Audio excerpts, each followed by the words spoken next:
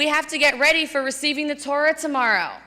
And some of you may know the legendary story that when the Israelites were gathered at the bottom of the mountain in love and in unity, they were so excited to get the Torah tomorrow, they did what all of us tell the kids to do, which is get a good night's sleep, big day tomorrow.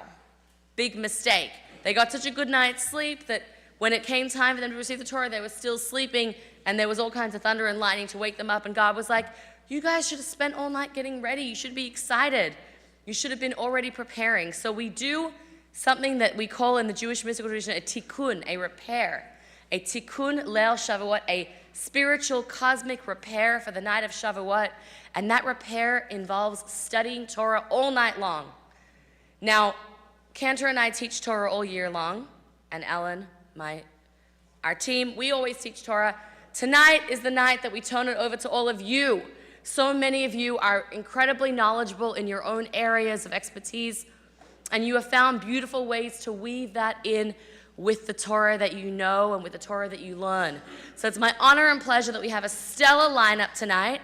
We're going to have our first 5 talks, then we'll do a very brief Yontif service, followed by, of course, the cheesecake that we're all waiting for, and we'll go from there into our next speakers. We're very excited to have you all here tonight. I don't really need to say much. I'm going to invite our first speaker, Josh Frumer, who is going to teach us about leadership in the emergency services and Jewish values. Josh is a parent in our young early childhood and Hebrew school program and a volunteer firefighter, something? Career paramedic, excuse me. And he's taught us before all kinds of things, and we're grateful to have him here teaching with us tonight.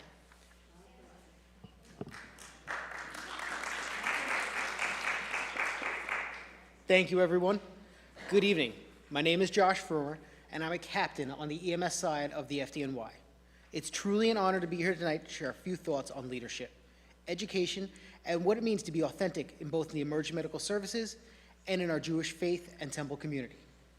When I think about leadership in high-stress or high-stakes environments, we in EMS encounter in the field, or even what we as CBO members encounter in our daily lives. What sets the truly impactful leaders apart is not just skill or rank, it's our authenticity. It's our ability to lead from a place that reflects your own ethics, your own values, and your own personality. Authentic leadership doesn't mean being perfect. It means being real. It means showing up consistently, acting with integrity, and being willing to ask hard questions of others, and more importantly, of yourself. The same mindset is deeply rooted in our Jewish traditions. We are people who ask questions, who seek the truth, who wrestle with meaning, and we are people who value education, not just as the pursuit of knowledge, but as a lifelong journey of growth and character. Here at CBO, we are extremely lucky to be part of a community that values many of the same things that I see in strong leadership on my job. We share common ethics and values, a commitment to family, spirituality, tradition, and moral responsibility. These values are not just abstract ideas, they are lived experiences. They show up in how we treat one another, how we support one another, and how we continually step up in times of need. In both the FDNY and the Jewish community life, we are only as strong as the people around us. Leadership isn't a solo endeavor. It's about fostering a culture of belonging, collaboration, and mutual support. It's about working towards shared goals, not just responding to the emergency at the moment, but building something everlasting together. So let me ask you all this. What do you need from each other to make things safer and more productive learning experience? Whether that's here at Temple, in a classroom, or in an EMS station. And once you've answered that, I want you to ask yourself one more thing. Are you giving those things to others? Because we need empathy, support, openness, and respect for others. They need the same thing from us, if not just more. One of the core traits both strong leadership and Jewish identity share is the embrace of lifelong learning. In Hebrew, we call it Talmud Torah, which I want to thank Google because I had to look that up. The study of sacred wisdom, but our values extend beyond books, scriptures, and learning. It's a mindset, a commitment to continuous learning, to seek new perspectives, to allow a room of personal growth even when it's uncomfortable. The same mindset is what makes great leaders adaptable and resilient, especially today. We are navigating an increasingly complex and unpredictable world, whether it's on social media, in our streets, our communities, or at home. Stress and burnout are real. The emotional weight of our work, global crisis, and personal responsibilities are a lot, and that's why our own authenticity is more critical than ever. When people live in a way that isn't true to who they are, when they consistently have to hold back their true selves to meet others' expectations, filter themselves, mask their beliefs, or act out of alignment with their core values, it takes a mental and physical toll. The energy it takes to be someone you're not is energy you no longer have for what really matters: connection, service, and growth. On the flip side, when we operate authentically, when our external behaviors align with our internal beliefs, we create space for a real trust. Trust from our team, our colleagues, our community, and trust we know from both Jewish life and my EMS life is everything. Authenticity builds bridges. It makes room for vulnerability. It invites others to bring their full selves to the table, whether that's an EMS crew on a run or a group of congregants. And that brings me to my final point: the importance of showing up authentically within our Jewish community. Being Jewish isn't just about religious observance. It's about belonging, creating a space where others can belong to. We need leaders, yes, but more than that, we need each other to always be authentic as we can. We need each other to care about our culture, who uphold our traditions, and who support one another, especially in times of crisis. If you're still not convinced about the power of authenticity, just think back to October 7th. In the face of pain, heartbreak, and uncertainty, we all showed up. We showed up to support each other at home. We showed up to support being Jewish. We showed up to support our brothers and sisters in Israel, and we continue to show support to those who have not been brought home to their families. Not with easy answers, but with real presence, with courage, with compassion. We came together, we mourned together, we supported one another, and that response is unity and what authentic leaders and the Jewish value looks like in action. So tonight I leave you this from Ruth Bader Ginsburg: whatever you choose to do, leave tracks. This means don't just do it for yourself. You want to leave the world a little better than what you have lived. Thank you. Thank you. Amen.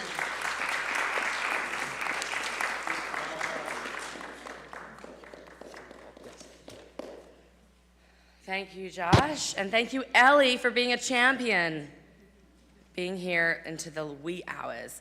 All right, Steve Cheppa developed an interest in organized crime when he watched the Untouchables and the Godfather movies. So he's read many books and watched many documentaries, and after attending a lecture by the late Myron Sugarman, who was the son of a partner of Mayor Lansky, he researched the subject of Jewish gangsters. So he's going to tell us all about Jewish gangsters of America's past tonight, and note that this is just a taste of what will hopefully be a more developed class for all of us who are fascinated with this topic of interest. Thank you, Steve. You're welcome. Do you want to take this away? Good evening. Yeah, take it away. Good evening. See behind it. You know, I thought I was an expert on this, and as I'm researching, I find there's so much information. So this presentation is going to be like an outline, and we'll go through the topics, and if you have questions later on, we can research them for you. So we take great pride in the accomplishments of our Jewish brethren, whether they're doctors, lawyers, sports, business, science, education. The other side of the story is those Jews that gain notoriety as gangsters. They were mostly active in the first half of the 20th century, and they served the purpose to protect the immigrants who were subject to really severe anti-Semitic actions against the people and the merchants, and they formed, you know, they were young men, and they protected their relatives. But as it turns out, they became serious criminals. Make no mistake about it, these people were not nice. They were known as the Kosher Nostra, the National Crime Syndicate, Murder Incorporated, the Commission, and those were the terms that were given to them mostly by government agencies. So I'm going to start with the most famous Jewish organization of criminals, Murder Incorporated.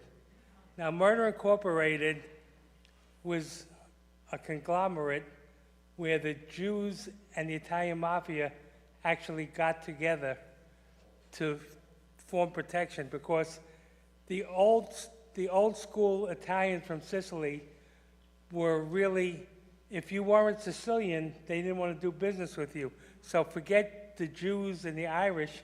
So what happened was Meyer Lansky knew Charles Lucky Luciano. And what they did is they knocked off the two old-time Italian mafia leaders to gain control of the syndicate.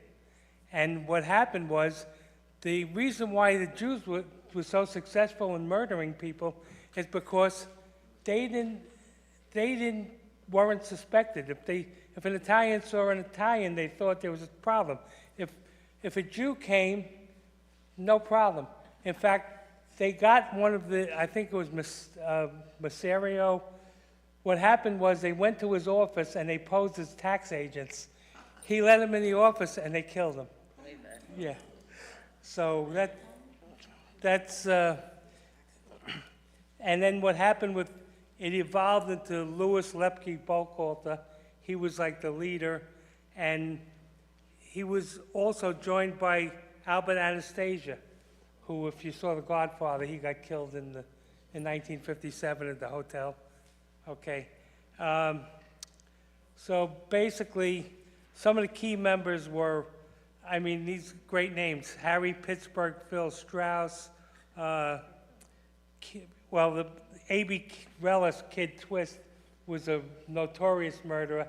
And, you know, while I was researching this, I found a movie that came out in 1960. It was about A.B. Relis.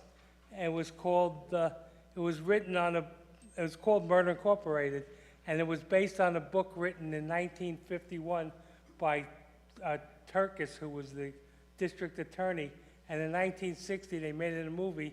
And what was interesting about the movie was Peter Falk's first movie. So if you can find it, I found it on YouTube. It's really a nice movie to get an idea of this whole situation. So, okay. Now, the first notorious Jewish criminal was Arnold Rothstein.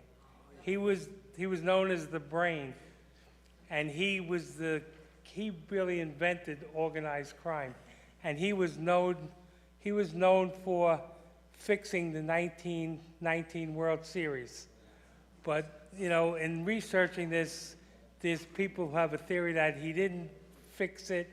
The players just didn't like the owner of the team, so they threw the game. But that's, you know, that's a story. So he was a really big gambler, Rothstein, and he met his demise. He had a poker debt that he wouldn't pay because he thought the game was fixed, and they killed him. So now the other really smart Jewish gangster was Meyer Lansky. He was known as the accountant to the mob. He kept all the records for the mob in his head. And he was like tough guy, but he was 5'4", but he didn't do any murdering. He was like more of the business guy. But there was a gang called Bugs and Meyer, and Bugsy Siegel did the murdering, and they were friends. They became friends from the Lower East Side where they lived, and you know that it evolved. Now, he's known as the architect of the National Crime Syndicate, Lansky. We know, you know, he never went to jail. They were close to getting him. He left the United States and fled to Israel, and he's the first and probably only person who Israel wouldn't give him the right to stay as a citizen because of his background. And he came back to the United States. He was also known for his interest in gambling in Cuba. He did very well, and unfortunately, when Batista was thrown out of office, he lost a a lot of money and whatever. Okay, so that's Murder Incorporated. Now, Louis Lepke Buchalter was another racketeer, and he was involved in like the garment industry, you know, where they would strong arm unions and stuff. And they had him, he went into hiding because they were close to getting him. One of the guys ratted him out. So he went into hiding, and then he made a deal. They said they made a deal, and he turned himself in, but the guys who said they made a deal turned on him. And he was probably the only member of Murder Incorporated that was executed in the electric chair, Buchalter. Okay, it was a bad night for him. Now, Your 2-minute warning. okay, A.B. Kid Twist Relis was just a plain old murderer. And his claim to fame is he turned himself in as a witness, and he got thrown out of the window of the Half Moon Hotel in Coney Island. So, and the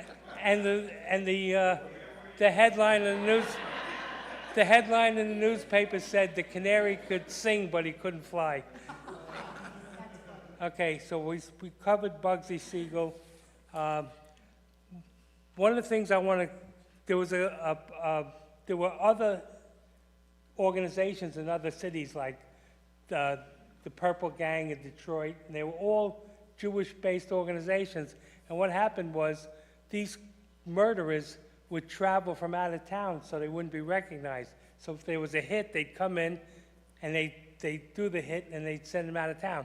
Now, I just found out today in some of my research that when they did a hit, they would have 4 guys.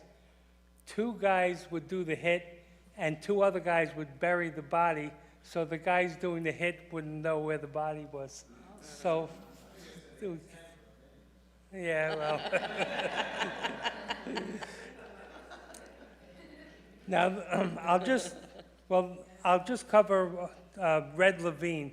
He was a notorious murderer, but he was religious. He wore a yarmulke under his hat, and he wouldn't murder on Shabbos. If he said to Trapping. he said to Murder Incorporated, if I have to do a hit on Shabbos, he wore a tallis and prayed before. Oh my God. Yeah, this is it. Lebowski. Okay, now there was a jersey. The good things. I'll talk about the few good things they did. They were really good at beating up the Nazi Bund. We had in the 30s, the Fritz Kuhn and the American Nazi Party was very strong in America, and in fact they had a big rally in Madison Square Garden, but they were outnumbered. They were 20,000 Nazis, but there were 100,000 Jews protesting outside.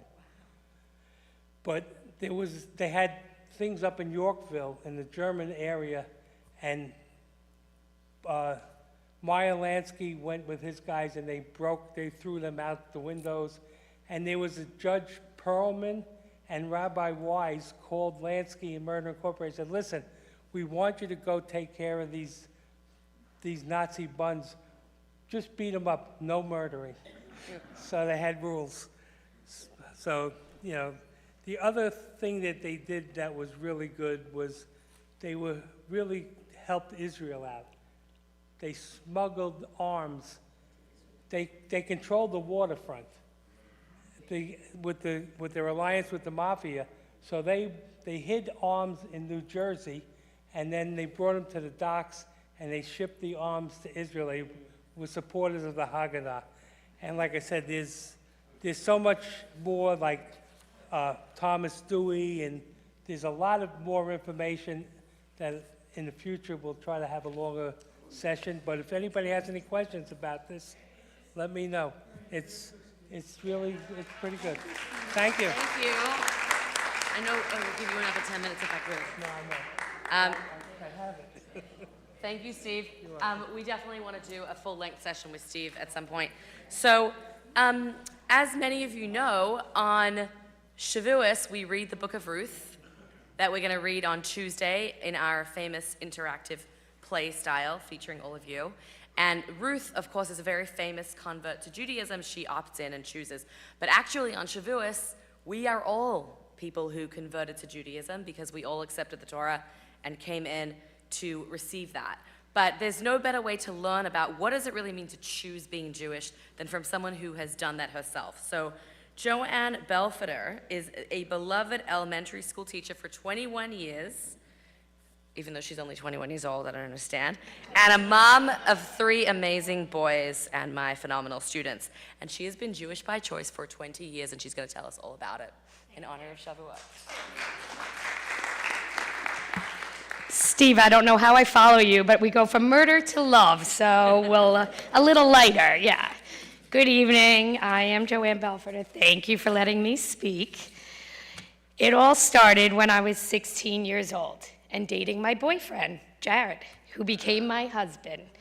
His family attended temple often at Temple Emmanuel in East Meadow. I would go with Jared for high holy days, his siblings' bar mitzvahs. I went to both of his brothers' bar mitzvahs, and Jared's graduation from Hebrew school, just to name a few things. I always felt comfortable in temple, probably because I was raised to be religious and believe in God. After dating for 2 years, Jared and I were getting serious. We loved each other and saw a future together. We had never discussed our religion, and it started to scare Jared, so he broke up with me. Yeah, bad guy over there. It was the worst 2 months. We knew we were meant to be together, and we both felt like religion shouldn't stand in the way. We started to have serious conversations about our future, having children and raising them the same religion. We both realized we wanted the same things. I didn't convert for Jared, I converted because I wanted to. When Jared and I started talking about getting engaged, we both wanted to raise our future children the same religion. I never wanted to be different than my children.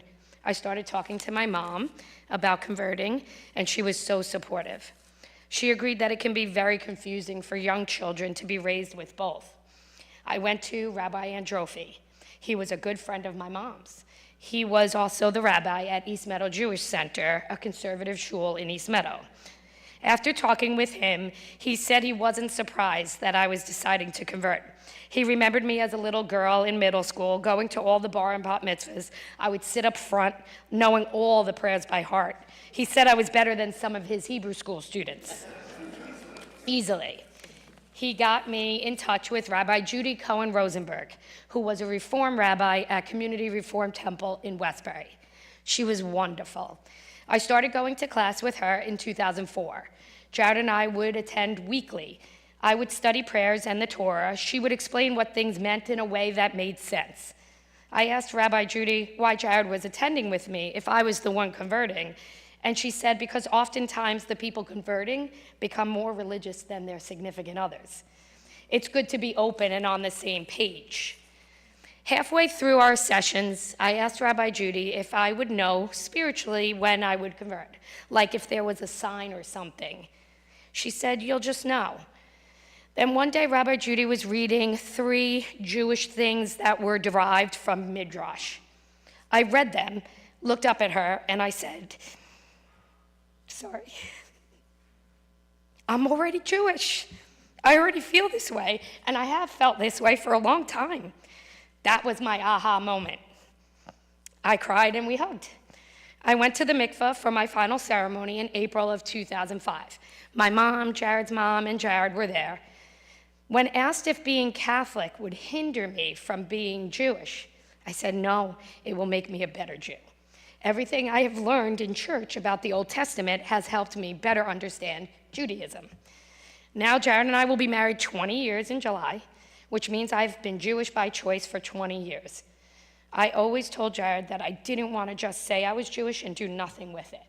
When we had our boys, it was very important for me to attend temple, celebrate the holidays in our home, do Shabbat on Fridays as often as possible with our busy schedules. We want our boys to feel like temple is a place, bless you. We want our boys to feel like temple is a place to feel comfortable, to go to when they need help, when they have questions. Seeing my first son, Jordan, receive his bar mitzvah last year was so emotional for me and very overwhelming in a beautiful way. In some ways, it felt like we were celebrating our B'nai Mitzvah together. I worked and studied so hard to raise a Jewish family, and seeing our son read up here from the Torah so beautifully and run the service was a very proud moment for me, and Jared as well. My conversion story is a positive one because of my supportive family. Friends that I grow up with will still say that they are not surprised that Joanne St. John converted. I guess it was b'shert. It was meant to be. That's it. Thank you. Not as long as Steve, sorry. Wow. Wow, thank you, Joanne. I don't think we need to read the book of Ruth now. I think you so beautifully summarized Ruth saying, "Your people are my people." And happy birthday for Jordan, because it was his bar mitzvah-versary in a Hebrew date this week. All right, our next speaker, Dr. Melissa Kiner, has been teaching psychology for 12 years and is currently a lecturer in the psychology department at SUNY Old Westbury, where she teaches many classes in diversity and social justice and shares that wisdom with us here. She also works with children and adolescents in a local group practice. I'll also say she's also a star prayer leader and Torah reader here at CBO. We're honored to have her speak tonight about taking pride in Jewish identity, a social psychology approach. I like the podium, so like I'm the bringing podium? it back. Just make sure that this isn't a place.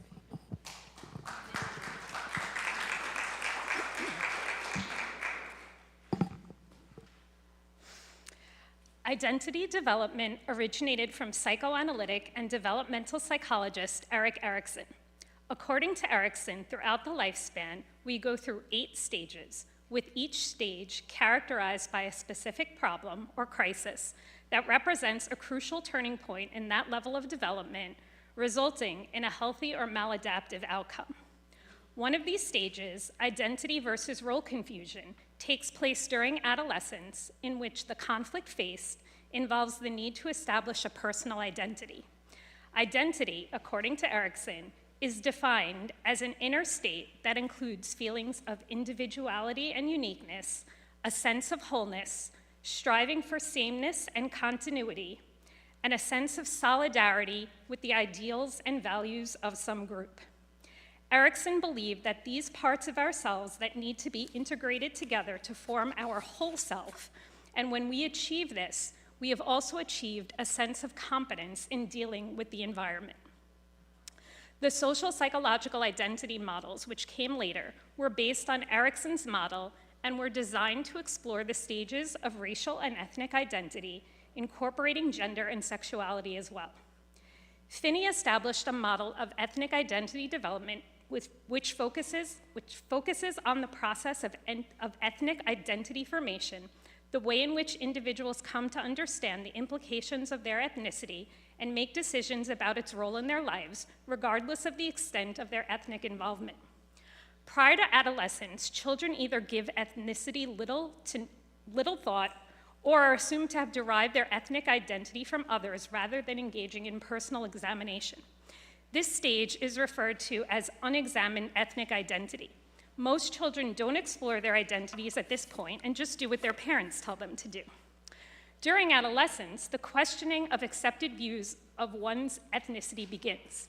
The onset of this exploration and a desire to understand one's ethnicity can be triggered by a significant experience that creates heightened awareness of ethnicity, such as discrimination.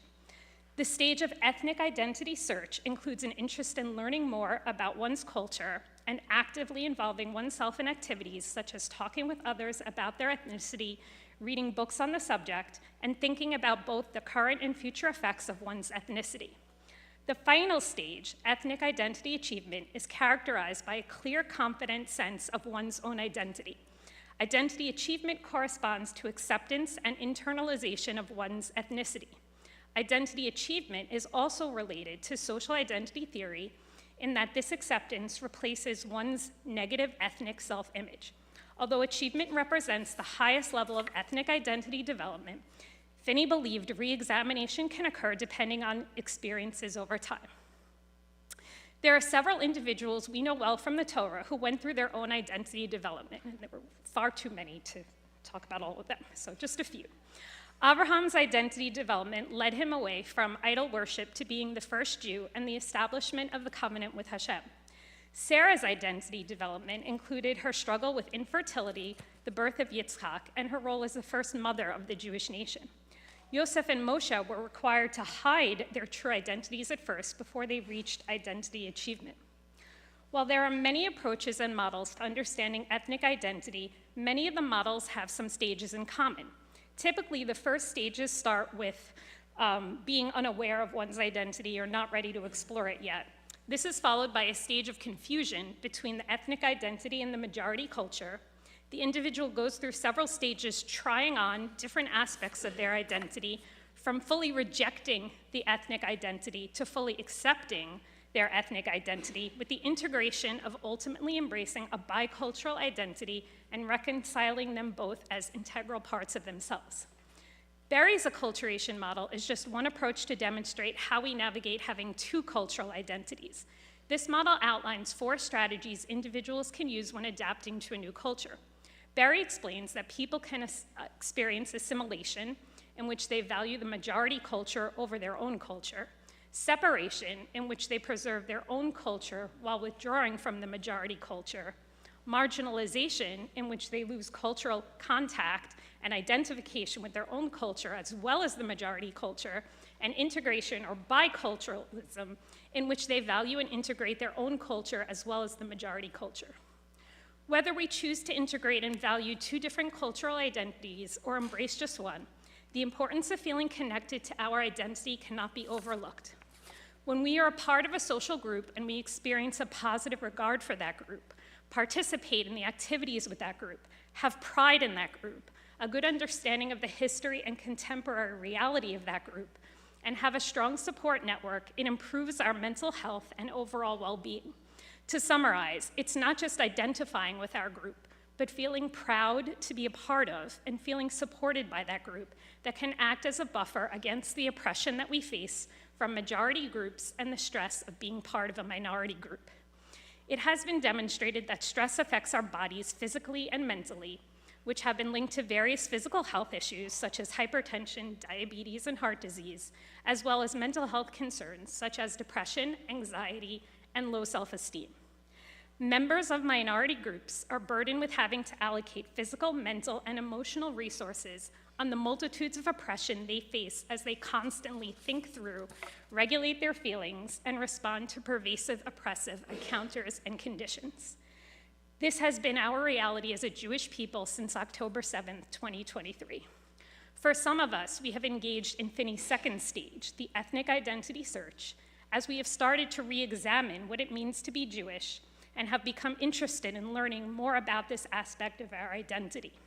For others, we have engaged in what Berry would refer to as separation, trying to hold on to our ethnic identities, but perhaps feeling isolated or struggling to connect with the broader society. Others have succumbed to assimilation, turning away from their Jewish identity because they don't necessarily agree with the way Israel is handling the war, or they disagree with multiple aspects, resulting in a loss of their Jewish identity. Others have never re-examined their identity and have maintained their complete acceptance and internalization of their identity, resulting in that feeling of pride to be Jewish. Perhaps some of us have experienced a little bit of everything. As Jewish Americans, or American Jews, we are often faced with what it means to be Jewish and American and how we navigate these 2 identities. Regardless of our individual experiences, we miss the point of supporting each other if we spend time labeling each other and judging one another for the ways in which we identify ourselves. There is strength in community and acceptance that comes from knowing there are people out there who share similar values, customs, and traditions. On a final personal note, because I couldn't figure out where else to work this in, I wanted to share why I chose this topic. I was first inspired by a project one of my advanced senior students completed this semester, in which she explored children of immigrant parents and the development of their ethnic identities growing up. I also love to talk about my own Jewish identity development, which I sometimes refer to as my Jewish journey. I put in things about myself, and I took them out so many times that I lost track of how many. I ultimately decided this was not about me, but about all of us and our journey together. Thank you.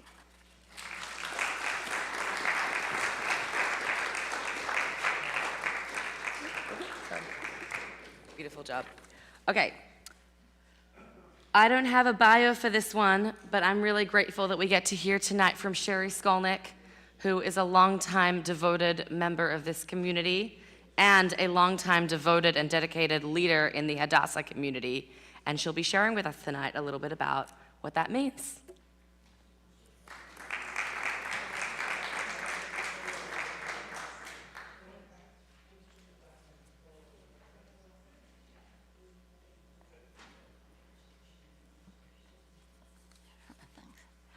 So somebody canceled tonight, and as a result, you get me.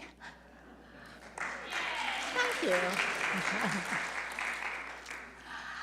I am guessing that there are many people in this room whose grandmothers were members of Hadassah. Just shake your head if it fits. And for others, mothers, and maybe some of you as well. But what is Hadassah? Hadassah is the Women's Zionist Organization of America. So what's a Zionist? A Zionist is somebody who supports the existence of Israel. End of conversation. And an anti-Zionist is somebody who thinks that from the river to the sea, there should be more Arab countries, but clearly not Jewish.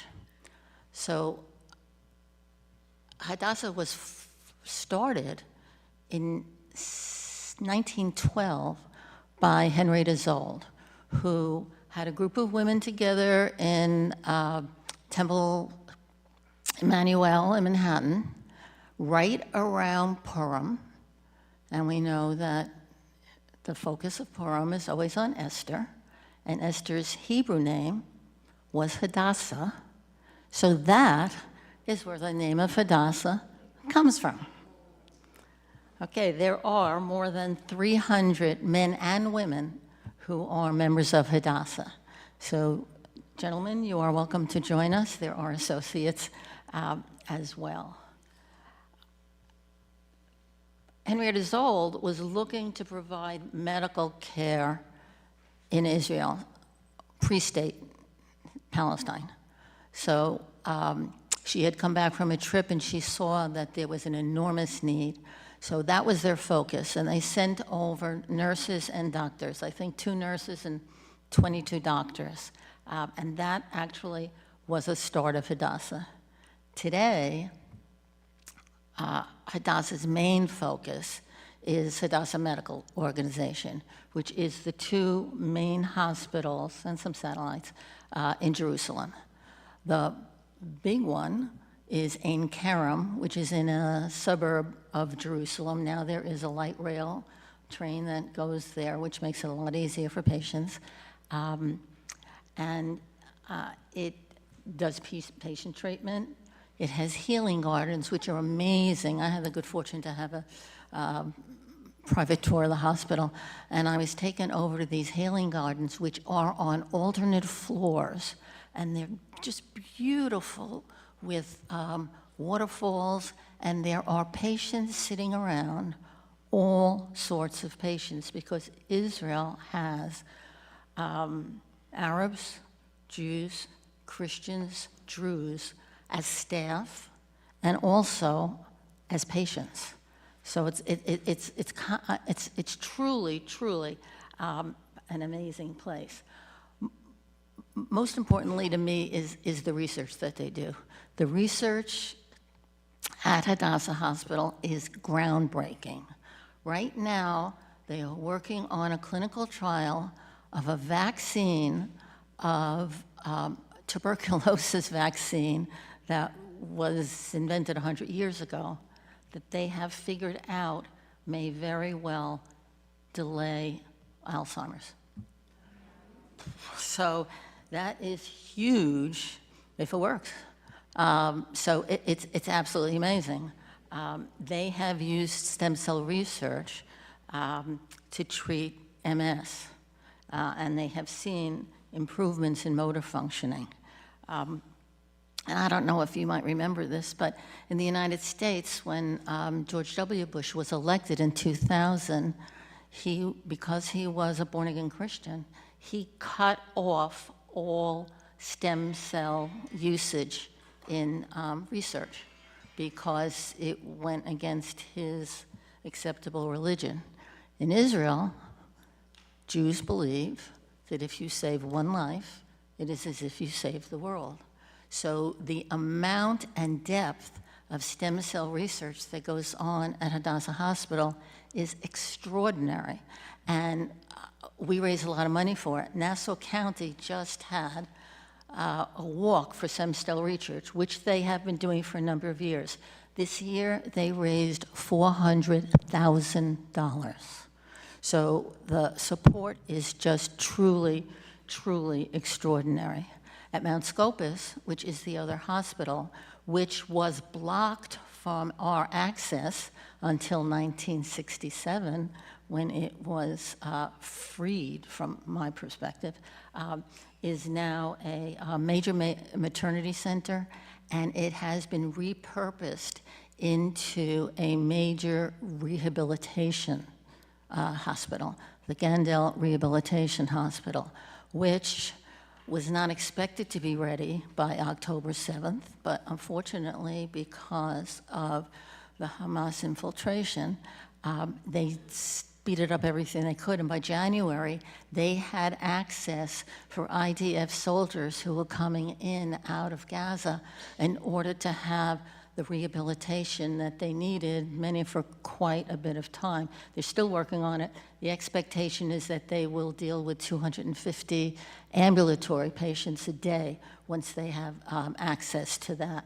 The Ein Kerem, by the way, has 6 floors that are operating floors. I was taken down to them when they were still in the process of building them. It's amazing. I mean, and a lot of it's done by robots.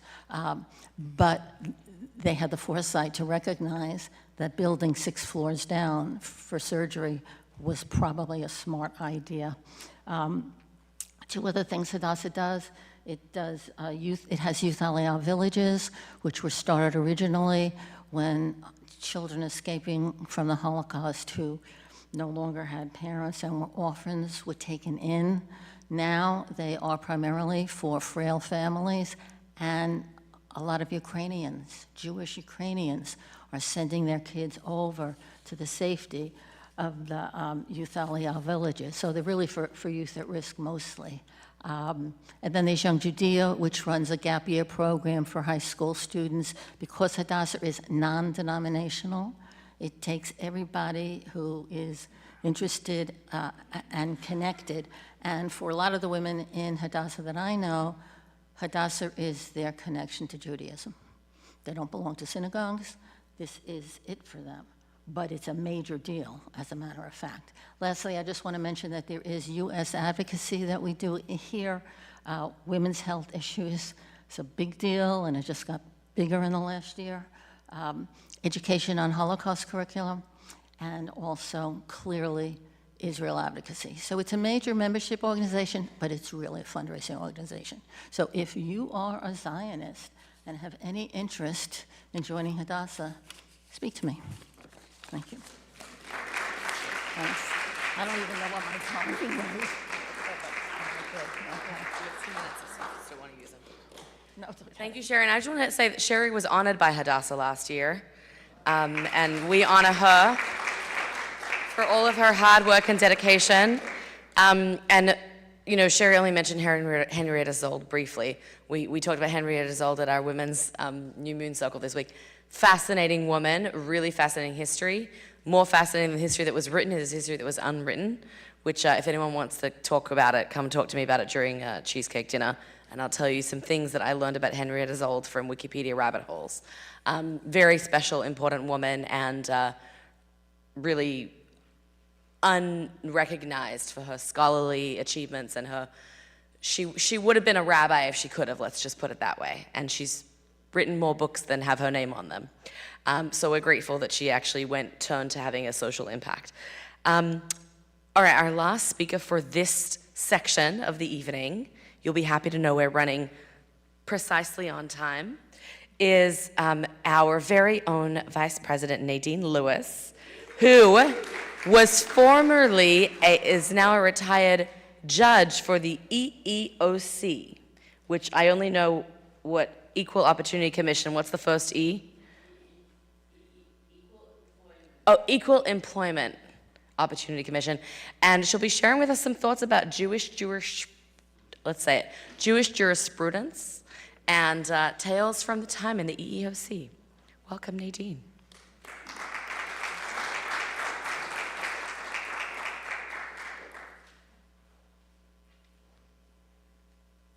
I thought I was going after the break. So I didn't have, my glasses out. That is okay. Good evening, everyone. It's great to see so many people here. Oh, yes, I need them. I keep thinking I don't, but I do. I'm honored to take a few minutes to speak with you about a vital institution in the American workplace, the United States Equal Employment Opportunity Commission. It's also called two things. It's known as the EEOC, but also as the Commission. So not only, but we don't kill anyone. We don't put any hits out on people. I was a judge for the EEOC for over 20 years. It was founded in 1965, and it was established as part of the Civil Rights Act of 1964, one of the most significant pieces of civil rights legislation in American history. Its mission is simple yet profound: to enforce federal laws that make it illegal to discriminate against a job applicant, an employee, because of their race, color, religion, sex, national origin, age, disability, or now genetic information. Let's be clear. Before the EEOC, many groups of people were routinely excluded from job opportunities because of who they were, not because of what they could do. Qualified workers were turned away or mistreated solely due to prejudice. The creation of the EEOC was a turning point in the long fight for equality and fairness in the workplace. So, what does the EEOC actually do? There are two sectors. There is the private sector and the public sector. In the private sector, the EEOC investigates complaints of discrimination and ensures that employees comply with the law. This is all private companies. If an employee believes they've been unfairly treated, they can file a charge with the EEOC. The commission then reviews the case, attempts to mediate between the parties, and if necessary, takes legal action. That means file a lawsuit. But its role goes far beyond just enforcing laws. It also provides education and guidance to employers to help prevent discrimination before it starts. In the federal sector, federal workers or applicants can file complaints of discrimination and potentially have a hearing before an EEOC judge. That was me. Over the years, the EEOC's reach has expanded. It now includes protections for pregnant workers, safeguards against sexual harassment, and addresses emerging concerns like bias in AI-based hiring systems. The EEOC also enforces laws like the American Disabilities Act and the Age Discrimination Employment Act, making sure that older workers and those with disabilities have a fair shot at employment. The work of the EEOC isn't just about individual cases. It's about shaping a culture of respect and equal opportunity in the workplace. It's about creating an environment where everyone, regardless of their background, can contribute their talents and thrive. Now, this doesn't mean the job is done. Discrimination still happens, and some barriers are deeply ingrained. But the EEOC continues to be a watchdog and a guide, ensuring that employers and employees alike know their rights and responsibilities. In Judaism, the concept of judges plays a significant role, both historically and in religious law. Here's a general overview of their functions, roles, and evolutions. So it started at the beginning. Anybody have a guess as to who the first kind of real judge was after we left Egypt? Moshe. So it really kind of started with him, and I think we know about the story that he was sitting all day and all night listening to people's problems. And you can't do, millions of people, literally, you can't do that. And his father-in-law, Jethro, said, "Guy, you can't do this. You're going to burn yourself out." And that's basically how the judges began. They started off that way. So it's called the Biblical Judges, and that time period was after the death of Joshua, when they really started to set up a system. That was about 1200 to 1025 BCE. And it was very different than today, judges then. They were military leaders, all of them. And they were charismatic leaders rather than hereditary rulers. They weren't necessarily related to anyone. And later on, that's how all the rulers, the Romans and all of that, came into being. There were some very famous judges. Deborah, the woman, right? Gideon, Samson. There were a whole bunch of them that it's hard to be a judge, and we could talk about that. We'll talk about that a little more. But these judges combined leadership, military command, and spiritual guidance. They ruled in a decentralized tribal confederation. They were just all over the place because the Jews were spread out at that time. The second group, judges in the halakhic Jewish tradition. So that's the Bet Din, and that means rabbinic court. It's a court of law. It usually consists of 3 judges, though sometimes one judge handles a financial case themselves. The responsibilities are to rule on matters of Jewish law and to handle issues like conversion, divorce, kashrut, monetary disputes, and civil law among Jews. The qualifications must be well-versed in Torah and Talmud and should be ethical, impartial, and wise. The Talmud, especially the tractates of Sanhedrin and Makot, details the legal procedures and requirements for judges, which I will not go into detail here tonight. The next group is the Sanhedrin. It's an ancient Supreme Court of 71 members. Located in Jerusalem, and it functioned during the Second Temple period, headed by the Nasi, the president, and Av Bet Din, chief justice. The responsibilities were deciding major religious and political issues, so things change through the years. And they could also, this is interesting, authorize capital punishment. But I was thinking about the Sanhedrin, and then I was thinking, something stood out in my mind, and I said, I know someone who, not personally, who was in the Sanhedrin, and I started to think, who was it? And I said, I know who it is. It's Mordecai from Purim. And Mordecai was a member, and how did I put that together? It's because it said that he spoke 70 languages, or knew 70 languages. And here, I looked up, I researched it, and a requirement for all the 71 members was that they knew 70 languages, which is astounding. And could you imagine? It's just amazing. So I just thought I would throw that in. So it's so interesting about the 70. Now, why 70 languages? I looked into that a little bit. They said 70 nations is the same as 70 languages at that point. And they thought that was the entirety of the world's peoples. So that's how, from what my research showed, they decided that 70 was the number. So then we go to modern times. In Israel, The rabbinical courts still function and have authority over personal status issues for Jews, such as marriage, divorce, and the judges are state-appointed but religiously trained.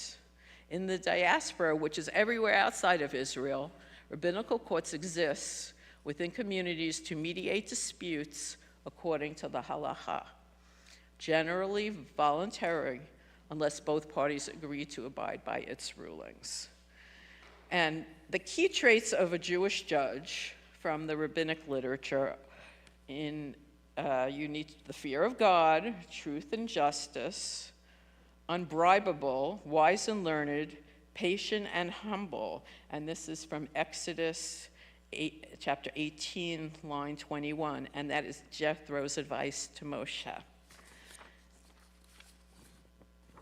So in our Siddur, which we read all the time, our sages taught, once a man had a case and came before a judge who ruled in his favor. Upon leaving the court, he said, "There is no judge in the world like this one. Just great." After some time, that man had another case come before the same judge, who now ruled against him. Upon leaving, the man cried, "There is no judge more foolish than he." People chided him. Yesterday praiseworthy, and today a fool? Hence the scripture admonishes, you shall not revile a judge. So I point that out because in these days, there's a lot going on, which I won't get into politics, but judges need to be respected because they keep the world functioning. And it's needed because there are a lot of people who are not honest, like we just heard from Steve. There's gangsters, there's just people who will do things for their own well-being, and they don't care about other people, and they have to answer to somebody. So if anybody would like more details about my stories, I have a whole group of stories at the EEOC. I'd love to tell them, but I don't want to take too much more of your time. Thank you.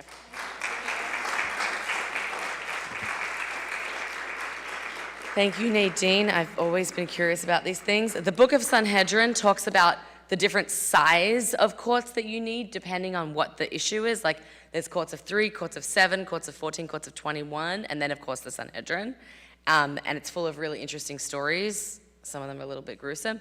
And then Makot is all about, a Maka is Malkot is flogging. So it's all about how many lashes you get, and yeah, I've been studying it for an hour every day for the last few months. It's fascinating and bizarre. Thank you to all of our amazing speakers so far.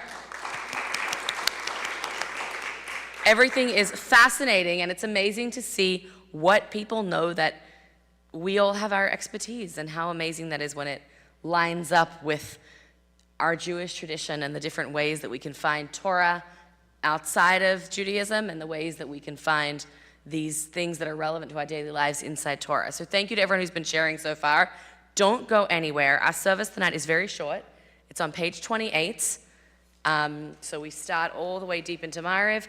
We're going to daven Ma'ariv, and then we're going to make Kiddush, and then you're going to have a little break to get your coffee and get your cheesecake so we can come back in here and hear the rest of our speakers tonight.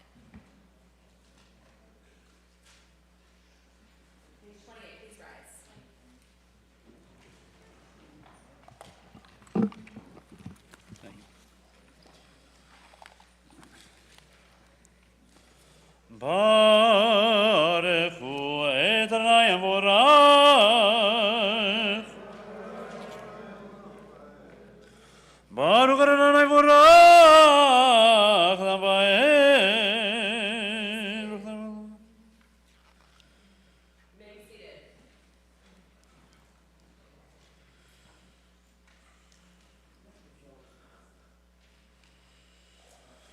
Borei yom v'layla golel or mibnei choshech v'choshech mibnei or umavir yom evi layla umavdir ben yom ben layla Adonai tzevaot shemo אל חי וקיים, תמיד נמלוך על לעולם ועד.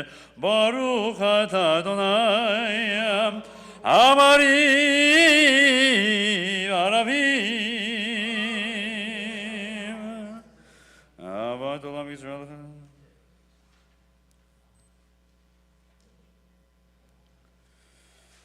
יהם חיינו ויורך ימינו ובהם נגה יומם ולילה ויעבדך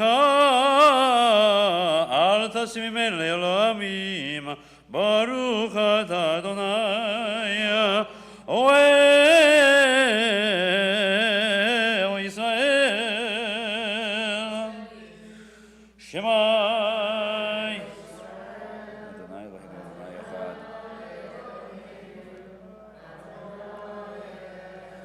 ברוך שם לעולם ועד. ואהבת את אלוהיך לאהוב הדברים אשר אנוכי מצווה אתכם לאהבה השם שתמלאו תלך והאם שום דשו אל תתרצו היי סבא זלו אחד ושבת שימה לו ישתח לו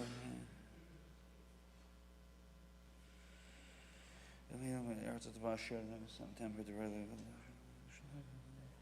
למענתם אותם ואותם עשו בתיכם שלו למען יבואי בהם ואין אשר שלמותיכם כמו שלמות והיומר אדוני של בעצר ולכם תזידו אדוני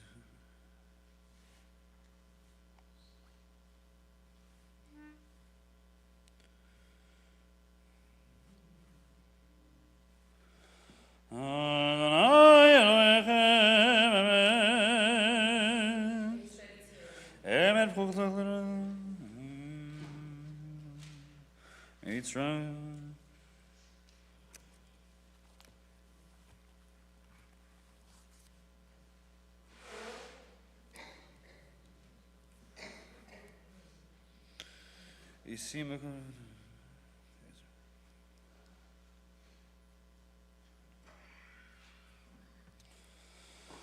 וראו בניו גבורתו שיבחו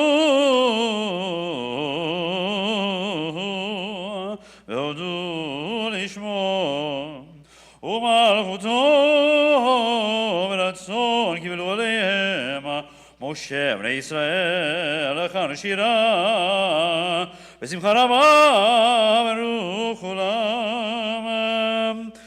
מי כמוך באים אדוני, מי כמוך נדר בקודש, נורתי לו תוסיף אליהם. מלכותך ראו בניך, בוקי הים לפני משה, זה אלינו ויאמרו, אדוני ימלוך עולם ועד. ונאמר, יוודע אדוני את יעקב, וגאלו מיד חזק ממנו. ברוך אתה אדוני, גיא ישראל. השכיבנו אדוני שלום. דיבר הוצא.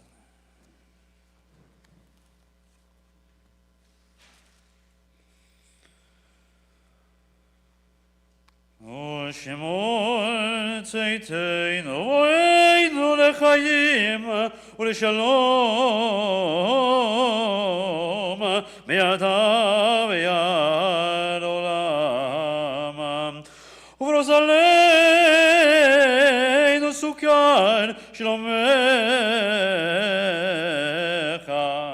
ברוך אתה אדוני הבורא סוכת שלום עלינו ועל עמו ישראל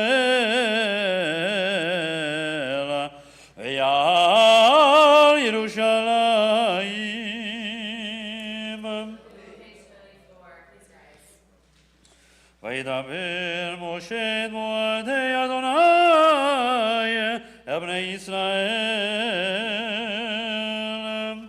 יתקדל ויקרא שמי רבם, ויעלמה דברך חירותי וימליך מלכותי, בחיי חורב יום אחד, ובחיי דכל בית ישראל, והגרם וסמכרים ימרו. יש מרבם מבורך, לעולם ועלמיה יתברך, יתברך וישתבח, יתברך ויתרומם ויתנשא, ויתהדר ויתהלל ויתהלל, שמי לקודשה בריחו. לילה במחול גדה ושירתה, ושפחתה ונחמתה, דמירה מירום ימרו.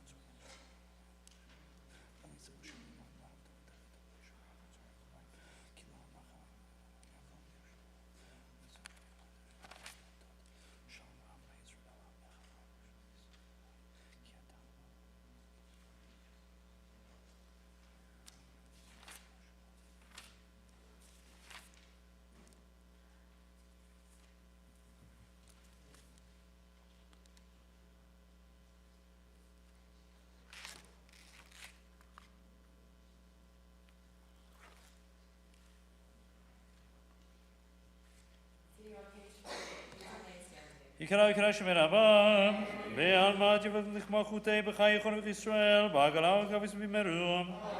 יהי שמי רבם מברך. יתברך וישתבח כתב ויתום ויתנשא ויתהדר ויתהלל ויתהלל. שמי קודשה בריחו לעילה מחורבתה ושירתה ושתב נחמתה, דמירה במרום. תתקבל צודון ובודנכו ישראל, קודם ונשמע במרום. יש מן שמיה וחיים במרום. עושי שמרומה ויעשה שלום, לנכו ישראל וימרום.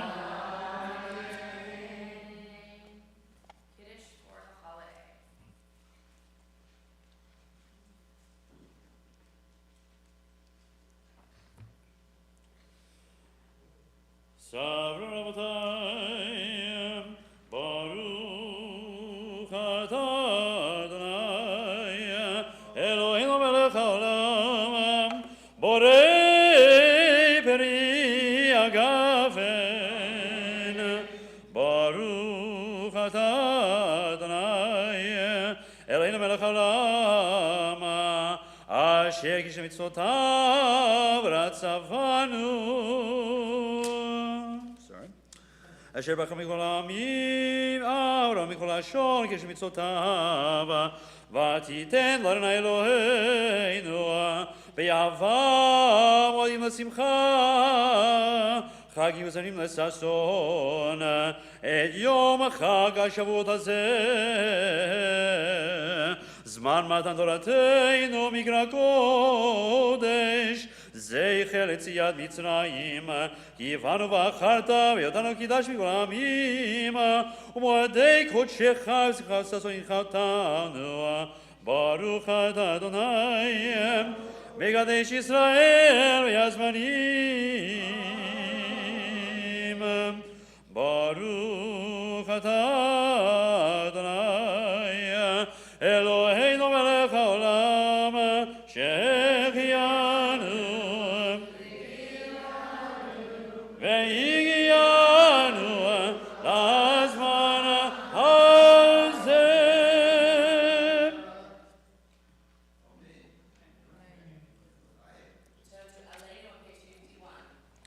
עלינו לשבח לאדון הכל.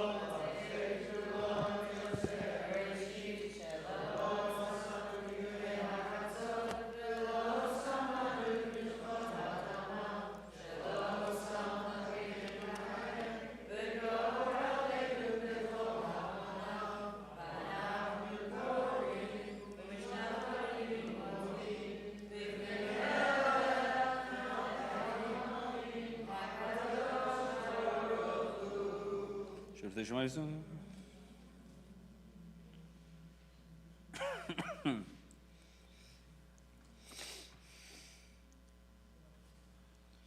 כי לך תיבוש.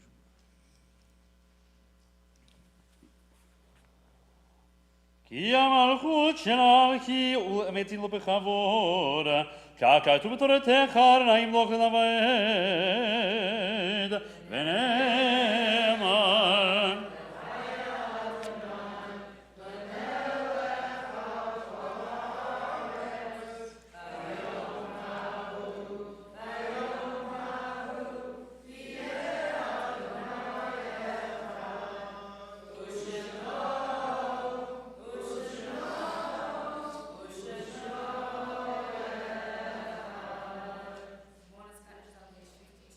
יתקדש ויתקדש שמי רבה, ויעמד דברה קירותי, וימליך מלכותי, בחייכון וביומכון ובחיי דכל בית ישראל, בעגלה ובזמן קריב ויאמרו, יהי שמי רבה מבורך לעולם ומי עמיה. יתברך וישתבח ויתפאר ויתרומם ויתנשא ויתהדר ויתעלה ויתעלה לשמי קדושה. ברכו לאלה מן כל ברכתה ושירתה, תושבחתה ונחמתה, דאמירן בעלמה ויאמרו, יהי שלמה רבה מן שמיה, וחיים עלינו ועל כל ישראל ויאמרו, עושה שלום במרומיו, הוא יעשה שלום עלינו ועל כל ישראל ויאמרו. Amen. We're going to do a very important Shavuos ritual right now. I know that when we read the Torah, we talk about the barbecue instructions, a lot of you ignore it, but there's also breads, flatbreads, and cakes that are included in the offerings. But on Shavuos, once a year, they brought an offering that was different than the rest. All year round, they brought matzahs, unleavened flatbreads. And on Shavuos, because of the wheat harvest, they brought challah, real bread. So it's called the shtei halechem. It's a very integral part of Shavuos. So we're going to have our challah. Then I'm going to invite you all to immediately proceed to your dessert buffet. There's only 13 kinds of cheesecakes. I hope that's enough. And we're going to be back here at 9:30 for our second half of our TED Talks. But first we will make a blessing. I want to hear all of you bless that bread. Baruch atah Adonai Eloheinu melech haolam asher קידשנו לכתוב tzvenu al mitzvot yadayim. Baruch atah Adonai Eloheinu melech haolam hamotzi lechem ha'aretz.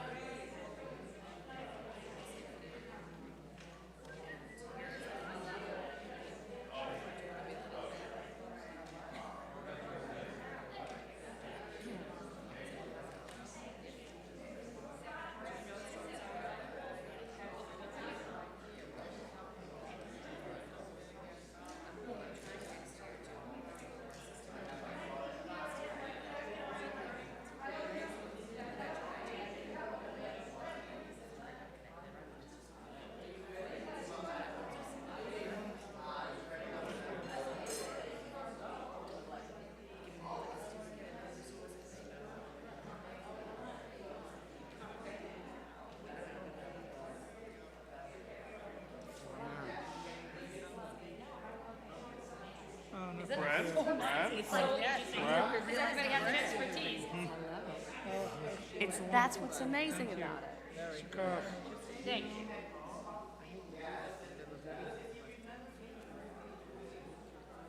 You did a wonderful job.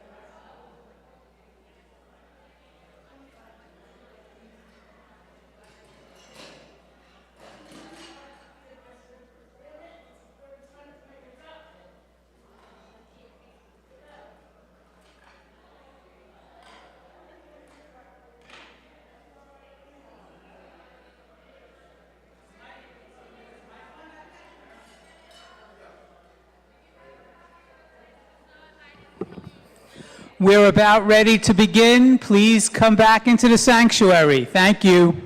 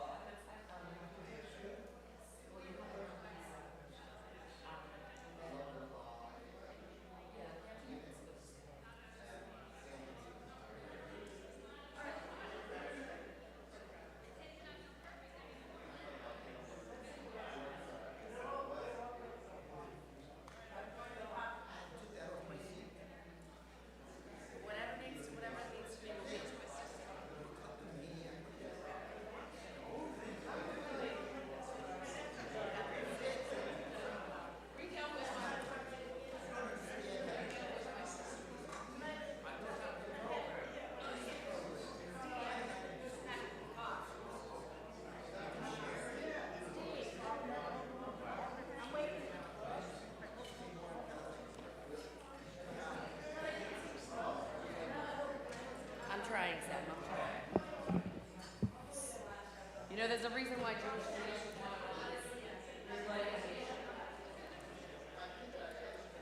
How many Jewish leaders started out as shepherds?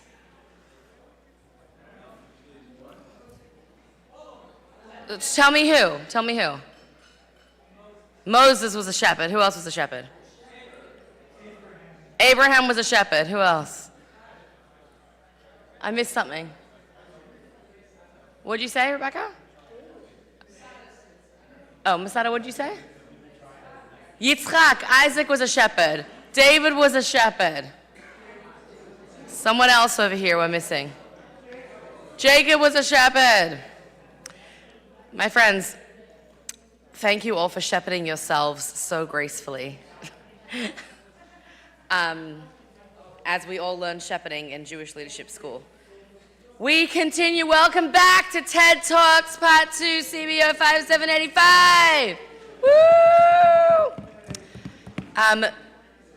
For the third year in a row that I've been here doing this, all of you are saying to me, why can't we have classes by all of these phenomenal people all the time? And I say, it's true, why can't we? So if you want to offer a class, your adult education committee is sitting right here. Talk to Ellen and Nadine, and I'm sure it would be wonderful to have some of these in expanded formats, or maybe with a little bit of a different twist, but you know, all of these things that you're experts in. Carol's very excited about it. So thank you all so far. We continue with a favorite, back for the third time. Dr. Steve Barron was a school psychologist for 30 years and maintains a private practice. He is the author of the book, which we got a sneak preview of 2 years ago on this very night, Teaching with a Strength-Based Approach, How to Motivate Students and Build Relationships, and is working on a follow-up book for parents. And Steve will be teaching us tonight about rhythms of relief, music as medicine for the mind and body. My favorite topic ever. Dr. Steve Barron.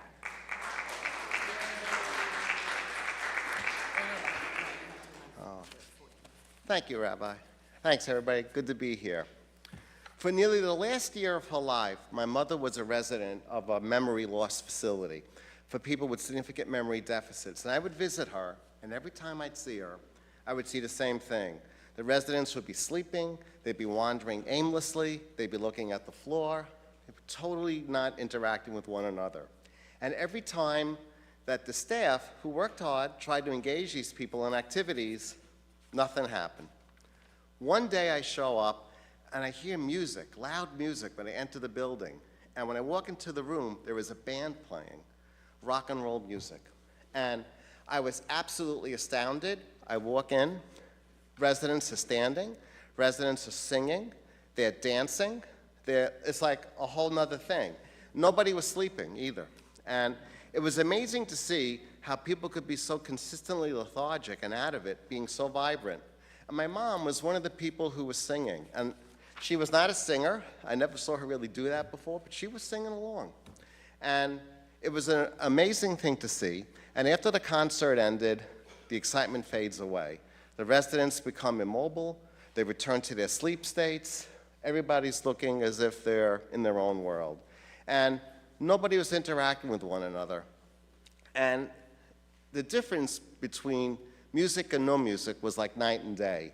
But I shouldn't have been surprised, because research shows that for people with dementia, music brings out very positive characteristics for them. They smile, they dance. In fact, even when the dementia is rather advanced and the people are no longer verbal, that their music still reaches them and they're reactive to it. And even for people with Alzheimer's, if they're able to make music instead of listen to music, we see that there is some improvement in their cognitive functioning. And I know that when I hear a song myself, whether I'm in the car or at home and I'm listening to it, and I let myself get into it and sing along, my mood is elevated, I'm feeling happy. Whenever I'm riding, I have my Alexa going, playing background music. It keeps me motivated, keeps me alert. So music can be a very compelling force.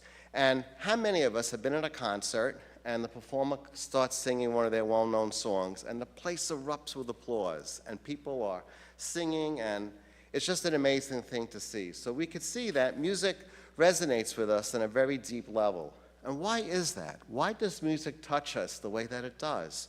The reason is that music impacts our brains. Music touches our brains in a variety of ways. The first thing it does is that it turns on our auditory cortex. That allows us to hear the music. But that's just the first step. Music also touches those parts of the brain that allows us to process emotion.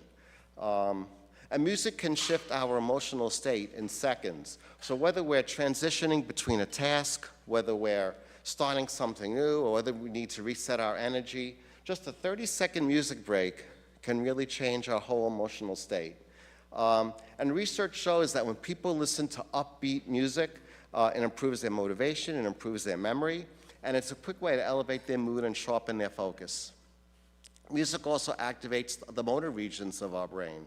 When we tap our hands or our head or we snap our fingers, the motor regions of our brain are being activated. And in fact, when you listen to music that is fast-paced while working out and exercising, it increases endurance, intensity, and motivation. I feel this whenever I do a ride on my Peloton bike. Today I did a share ride for 30 minutes, and I was getting into share, and it really does increase your motivation to exercise. People exercise longer when they listen to music. People run faster, runners run when they listen to music. Why is that? Because when the music is being played while you're exercising, it distracts you in a sense, and you don't tune into the signs of exertion that you might have, such as increased breathing rate, sweating, muscle soreness. The music kind of blocks that out. Music also impacts and strengthens the neural pathways and networks within our brains, involved in many, many different functions, such as learning, thinking, and even happiness. And there is even research to show that if you're stressed and listen to music, you will bounce back and recover more quickly from the stressor if you listen to music than if you don't listen to music. And current research shows how music can impact the development of language in children, attention, cognition, their social emotional development. And children that study music have better memory skills and tolerate frustration better than those who don't. And the reason is it's not easy to learn music. So you have to pay a lot of attention to the musical pieces, and that's how they learn. In fact, research shows that when you're learning a new language, one of the easier ways to do it, when you're learning the new words and phrases, sing it, don't talk it. And it sticks with you, it really does. And when we hear music that we like, it releases a hormone in our brain called oxytocin. It's a chemical, and that's what helps us bond with other people and encourages feelings of trust. And music activates, along with that, the area of our brain that allows us to tap into what are other people thinking, what are other people feeling. It helps us become more empathic. And music also helps us to relive specific emotional events in our life. How many times have we heard a certain song and it takes us back to a specific person, event, feeling, memory, and it instantly can shift our mood. And in fact, it has been said that music is indeed the language of memories. A very powerful thing, music. A fascinating effect of music is that if you listen to upbeat music, it promotes creative thinking. So you have problem-solving tasks you have to do. It might be very helpful to listen to music to help you do that. And this has been empirically shown in different studies. And music can also reduce pain. It was a study where people who experienced pain, in one group, they were listening to music, in the other group, there was no music. And the people who listened to the music had less pain. And it was kind of objectively shown because the people who had less pain, they needed less pain medication. So it's interesting. Now, why would that be? Why would music help us feel less pain? Well, music can reduce stress, and it stimulates the release of dopamine, which is a chemical that elevates our mood. So listening to relaxing music before we go to sleep can also help us improve our ability to fall asleep and the quality of our sleep. There was one study where people who took a nap and listening to soft music and another group wasn't, the people who had the soft music before the nap reported feeling more rested and relaxed after the nap. And there's also a lot of research on how music can help treat mental illness. And in a survey of several thousand adults, many said that listening to music reduces their level of anxiety and their level of depression. The best music to listen to elevate your mood, in addition to upbeat music, classical and meditation music. Classical and meditative, those offer the greatest mood boosting. Something like heavy metal, not so much. It's not effective, and in fact, it could actually be detrimental to promoting a good mood. Another study showed for senior citizens who sing in groups, it helps reduce their feelings of loneliness, and it promotes a greater interest in life activities, which I saw very much at play when I went to visit my mother. And people who have invasive surgery or a serious physical illness, when they listen to music, it improves the quality of their recovery, both physically and mentally. And one of the things that music does, just to tie it into Judaism a little bit, is that it helps to define personal and collective identities. Cultures use music to pass down stories, emotions, values.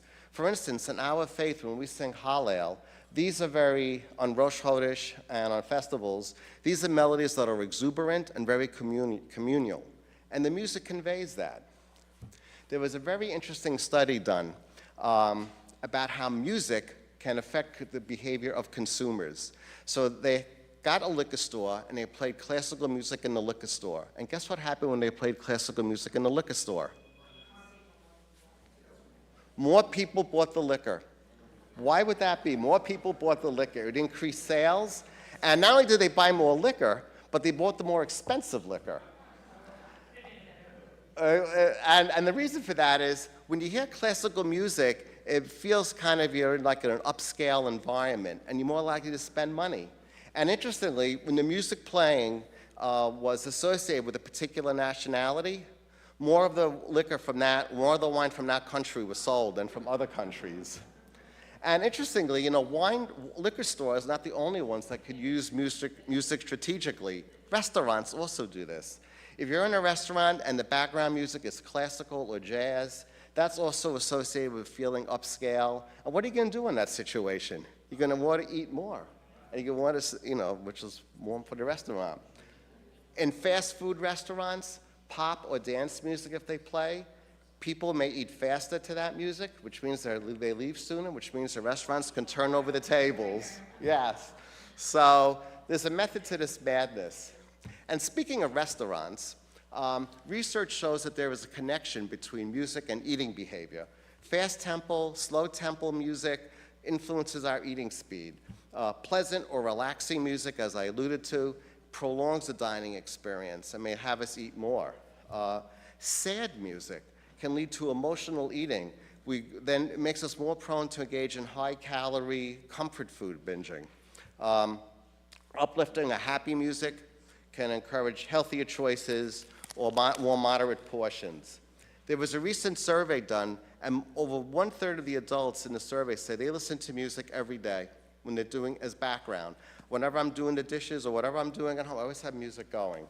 And the survey respondents said that for people that attend musical performances, 69% said that they felt their brain health was excellent or very good, compared to 58% of the respondents who don't go to concerts anymore but used to, and 52% who never went to a concert or never attended music. Of those who reported being exposed to music as a child, 68% rated their ability to do new things, learn new things as excellent or very good, compared to 50% who were never exposed to music. So, a short story to wrap all this up.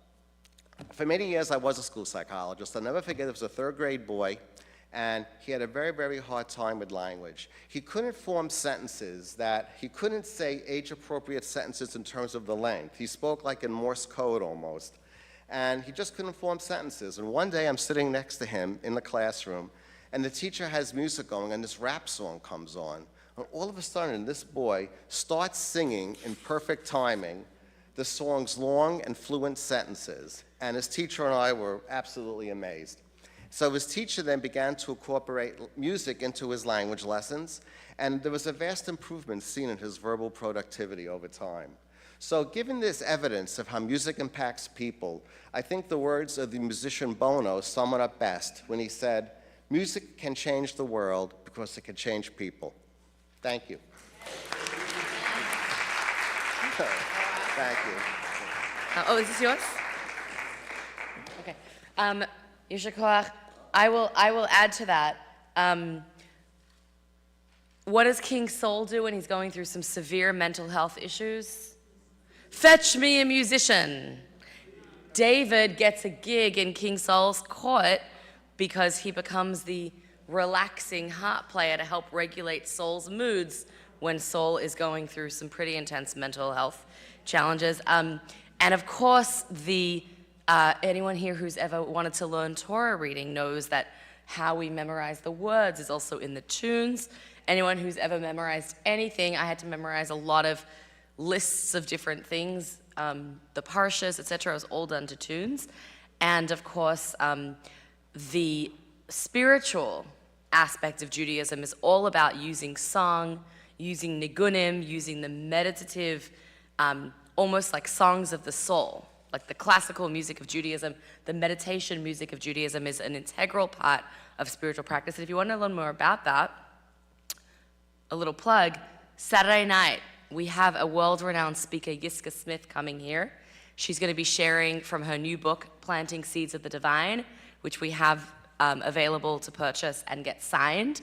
And we'll be doing a third meal, which is the end of Shabbos. It's a time for introspection, and she'll be leading us in some meditation and chanting, as well as sharing with us from her book. So that will be a chance to see a bit of some of that music on the impact of music on our personal growth and spiritual practice. Okay, we could do a whole workshop on that one day. We'll come to it. Thank you, Steve Barron. Our next speaker, Dr. Jason Gorbel, how do I pronounce it? Gorbel, has taught students of all ages with special needs in underserved communities for over 30 years. And during that time, he also earned a doctorate in education and has published his own fiction. And he'll be speaking today about Magneto, the unlikely Jewish superhero.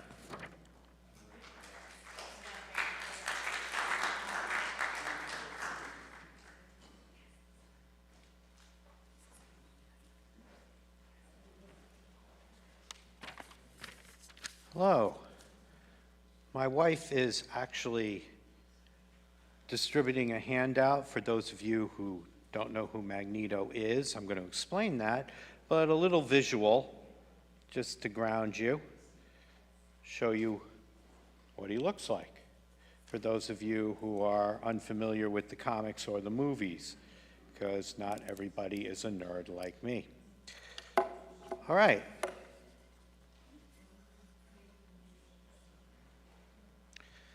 Magneto started out in the 1960s as a simple supervillain.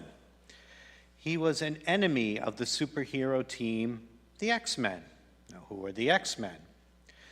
Like Captain America, Superman, Batman, Wonder Woman, many other superheroes, the X-Men were created by Jews. In this case, Stan Lee and Jack Kirby. Yes, a lot of the superheroes you know and love were all had Jewish creators. And the X-Men were no different.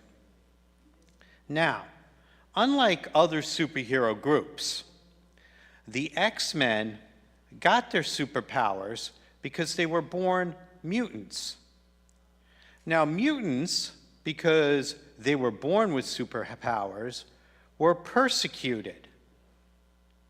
Now, this became an allegory, and the Jewish creators of the comic were very well aware of what they were doing.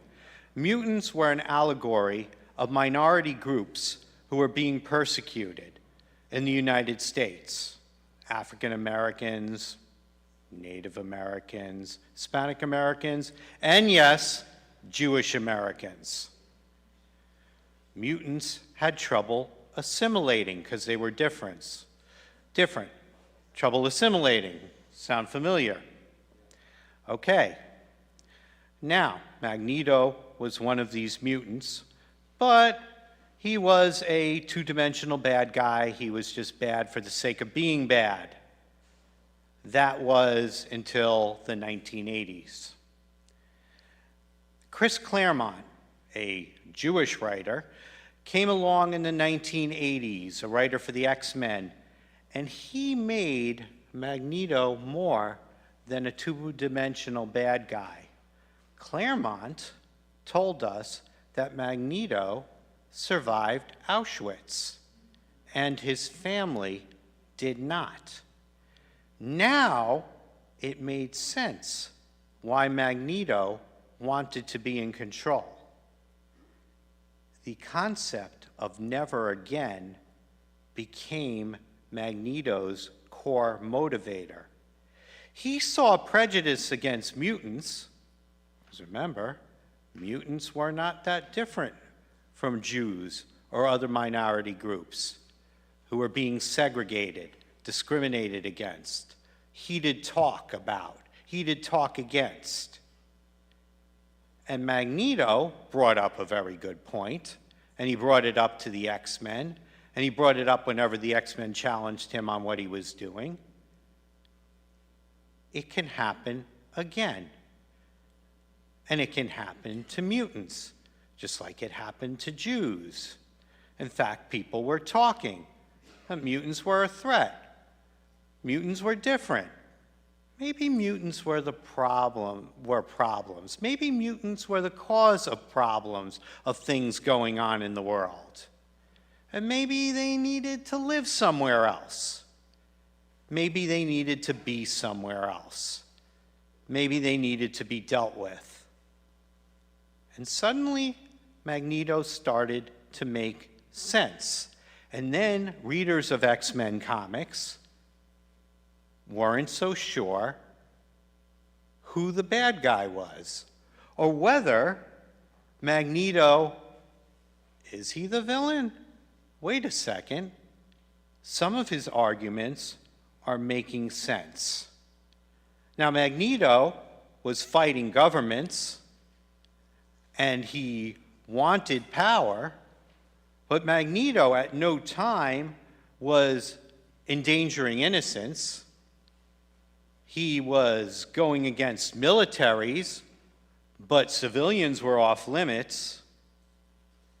Tikkun Olam, repairing the world, protecting the vulnerable. Magneto believed what he was doing was just. Here's why he was ruthless with governments, but never at the cost of innocent life. Now, sometimes he started fighting alongside the X-Men at certain threats. Sometimes he was fighting against him when he was not content to wait and be attacked. When the X-Men would even tell him, and a member of the X-Men even told him this once, wait a second, hold back. Some of these people are just following orders. And then Magneto famously said, and there's even a line, I even cut it out and put it in the handout, because he even said it in an X-Men movie, I was once at the mercy of people just following orders. Never again. Very hard to categorize him as a villain anymore. In fact, there are a lot of memes online, and if you are into superheroes and if you are on those sites, you'll see memes that say things like, Magneto was right, or that'll be a popular hashtag, Magneto was right. This guy started out as a two-dimensional supervillain. Just that one change to his character evoked all this sympathy. That one change made him look at things through a Jewish lens. And suddenly, that changed everything. Now, I have just enough time to make a very important anecdote. Now, I believe most people in this room are familiar with The Forward, the famous Jewish publication. The Forward, just 2 years ago, was in a position to defend Magneto. Yes, okay, when Elon Musk, okay, regardless of what you think of Elon Musk has said things that have not always been positive towards Jewish people. And there have been times where he has said anti-Semitic things. Now, in fairness, he's made apologies. Whether you want to take those at face value, that is up to you. Okay, but the Forward chided him for his anti-Semitism. In this particular case, this is where Magneto comes in. He attacked George Soros by saying George Soros reminded him of Magneto, and he meant that disparagingly. See, George Soros is like a Jewish supervillain. He's like Magneto. And that's when The Forward came out and wrote about Magneto, because The Forward is very familiar with Jewish issues and Jewish culture, and yes, Magneto too. And they said, wait a second, Magneto and Soros do have something in common, and it's not that they're bad guys. Magneto and Soros were both shaped by the Holocaust, because that's part of George Soros' background as well. And they also share something else. As part of their experience with the Holocaust, they both share empathy. Empathy is something that derived from their experience with the Holocaust. That's something that was written in to Magneto's character, and something that drives his character, something that tempers his character, and something that's been developed in his character since, I believe it was 81, when they first introduced him as a Holocaust survivor. Elon Musk didn't know that. Elon Musk was just making an offhand comment about George Soros, a Jew. Okay, because Elon Musk sometimes makes these comments without thinking about them first. I don't have time here to get into, my time is up. But I just wanted to end with that. But just, I'll end on this. Magneto started out as a villain, but by looking at the world through a Jewish lens, looking at the world through his background as the Holocaust, one thing he's done in comics and in movies whether you like this character or dislike this character, is he has helped bring Holocaust awareness to an audience that might not otherwise be exposed to it. He shows his tattoo, his number, to people in the movies. He makes people aware of it in the comic books.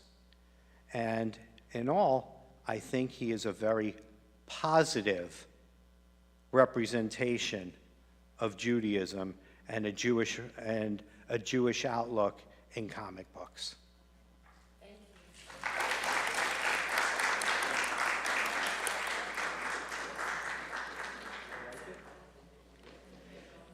All right, hands up if you just learned a lot of things you didn't know before.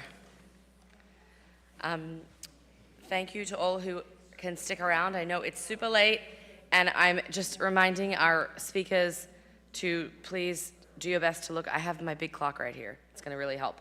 All right, Joe Weisbord is the current president of Congregation Beth Or, and a long-standing gabbai and expert in Jewish ritual. And today he's going to tell us about a topic that he's going to tell you what the topic is himself. Secret things about Torah reading, is that what I called it? Yeah, it's close enough. Surprising things? Close enough. Thanks. Yeah, not yet, though. 1 second. Okay. What I'm going to talk about today is, I have a question. Which verse of the Torah is read the most times? If you take take 1 year and you take the standard Torah reading that we do in shul, make it the full Torah reading. We do a third, but let's make it a full Torah reading. There's one verse that's read more than any other verse in the Torah. I didn't say the most important. I said the one that's read the most. So first I'll take some answers. Go ahead.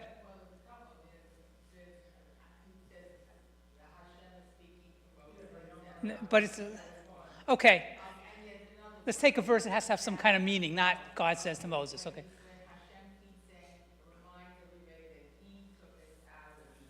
Okay. That's good. So the words, yeah, so that's right. So that's the most repeated content or the words. I actually want a whole verse. So let's actually, yes, Sherry? That's not actually in the Torah. That's what we say when someone reads it. So let's try to figure this out real quickly, okay? Well, so it's got to be something that happens more than once a year, right? Because we read every word, every sentence, at least once a year. So what happens most, years? Well, we have holidays, okay? So we have, and in fact, you know what? Even every week, we read the Torah a couple times. So the first Aliyah, which is what we usually do, does get read more times than the rest of the Parsha.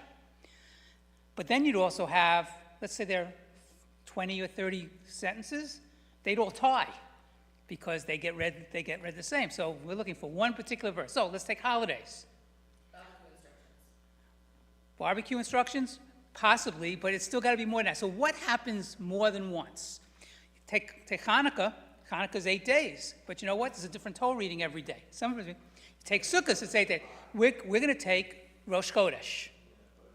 Because Rosh Chodesh happens you don't read the Torah reading on Rosh Hashanah, so it happens at least 11 times, but sometimes it's 2 days, sometimes 1 day. Let's say it happens a lot. But then we get into the problem is, well, you got more. The Rosh Chodesh Torah reading, by the way, is 15 lines. Okay? You're going to have all of them competing. So let me actually hand out the Rosh Chodesh Torah reading. Share, please. Okay.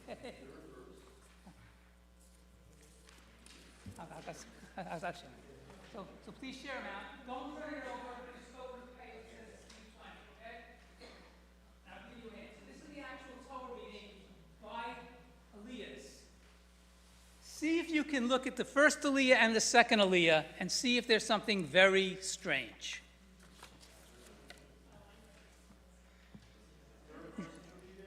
Okay, cheater, but okay, yes. Our Torah reader knows the answer. Good Cantor. Okay, you will notice that there is a verse that gets repeated. So you notice right here, you see the third verse is in the first aliyah, and then it's also the first verse in the second aliyah. Okay, so let's read the verse. Who do I have volunteer to read the verse? I guess I will read the verse.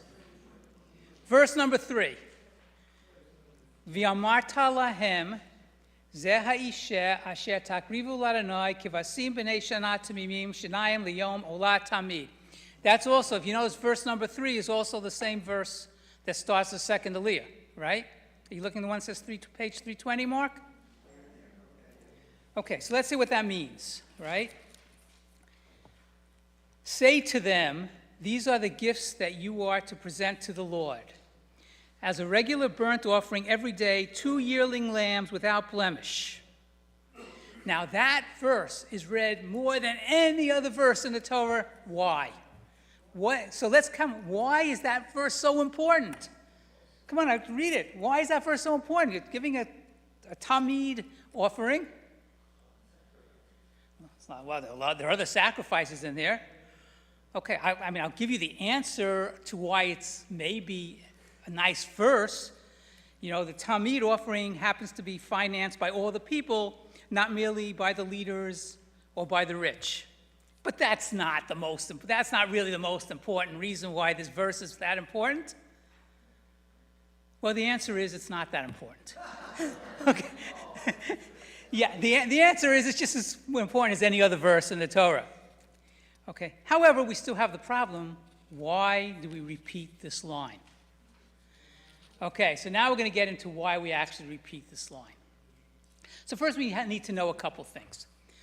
First thing is, what is the minimum size of an aliyah?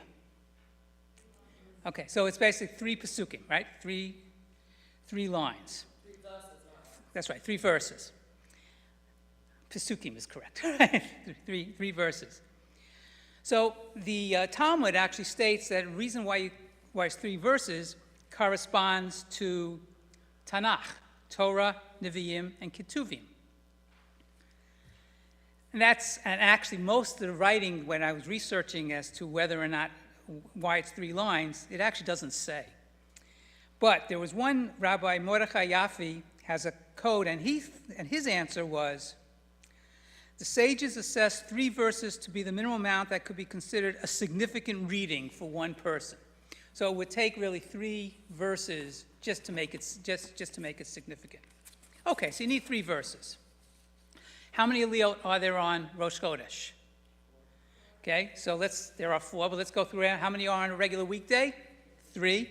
By the way, we might as well learn something. Remember, we read Torah on Monday, Thursday, and Saturday night. By the way, Saturday afternoon came a lot later than all the others. Okay, so that's 3. Then you've got Rosh Chodesh, which is 4. What else has 4? Chol HaMoed also has 4. Why? Because those days are like a half holiday. Chol HaMoed, as well as Rosh Chodesh, it's not a real holiday because you can work, or sometimes you don't work, but they count as a half holiday. The other thing that happens on those holidays is you do the Musaf. You actually have a separate sacrifice. So they gave it an extra aliyah. Remember, the number of aliyahs actually relates to how important that day is.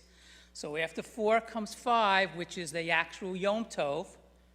6 is Yom Kippur, and 7 is Shabbat. We say Shabbat being the most important. What? Hanukkah, I think, is 3. I'm not sure, but I think Hanukkah is 3. Okay, so we need 4 aliyahs. We've got 15 lines. No problem, right? 4 times 3 is 12. We're all set.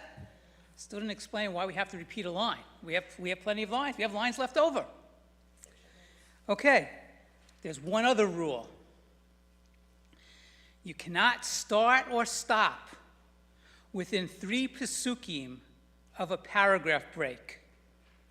And the reason for that is someone who's walking in and just all of a sudden walks in and sees that you just finished the aliyah, they might only think you read 2 as opposed to 3 because they don't know where it started. They just walked in.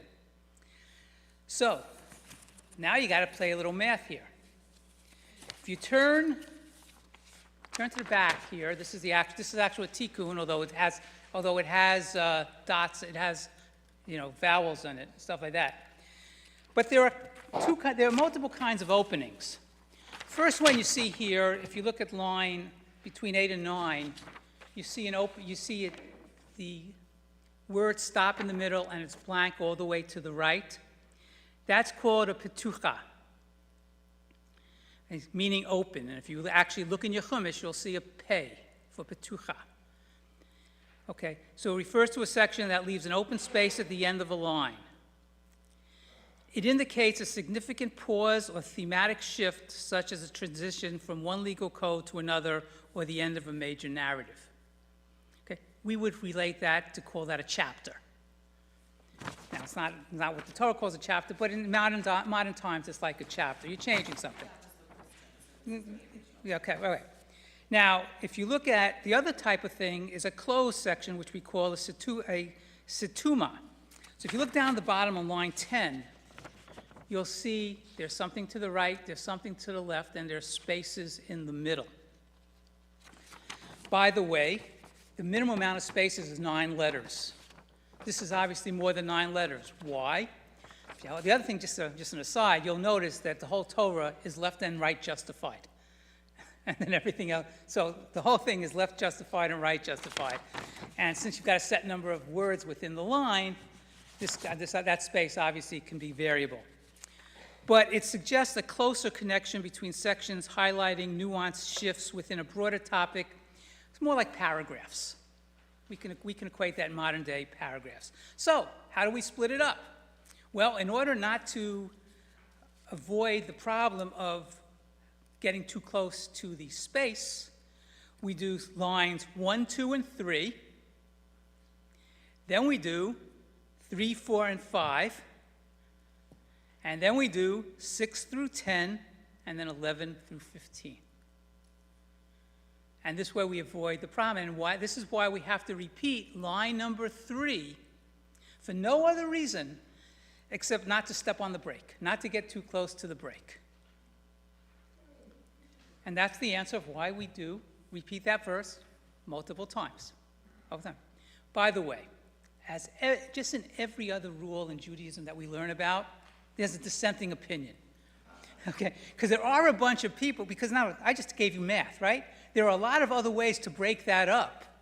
So you still abide by the rule. So the other way that people do it, now we don't abide by this one, but there are people who do, is where you do 1, 2, 3 as one aliyah, 4 through 8, and then you repeat 6 through 10, and then 11 through 15. So you wind up repeating three lines, 6 through 8. We don't go by that one, but there's always a dissenting opinion. Thank you. These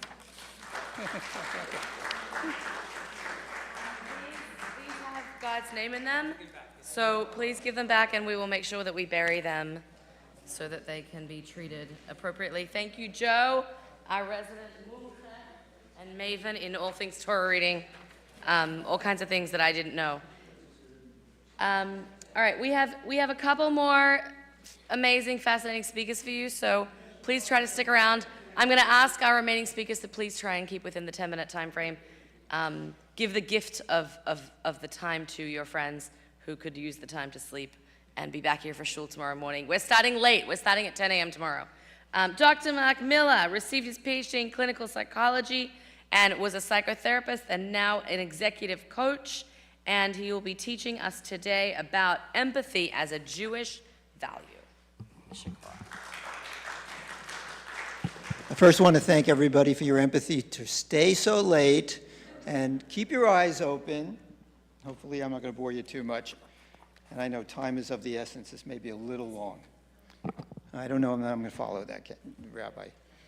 Okay, so the topic is empathy as a Jewish value.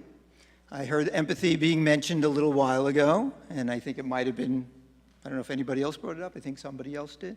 So anyway, people get confused between empathy and sympathy. Those are words that often get confused, so I want to spend a little time just defining empathy and clarifying some aspects of it. and also comparing it with sympathy, and then get into some Torah stuff that's relevant.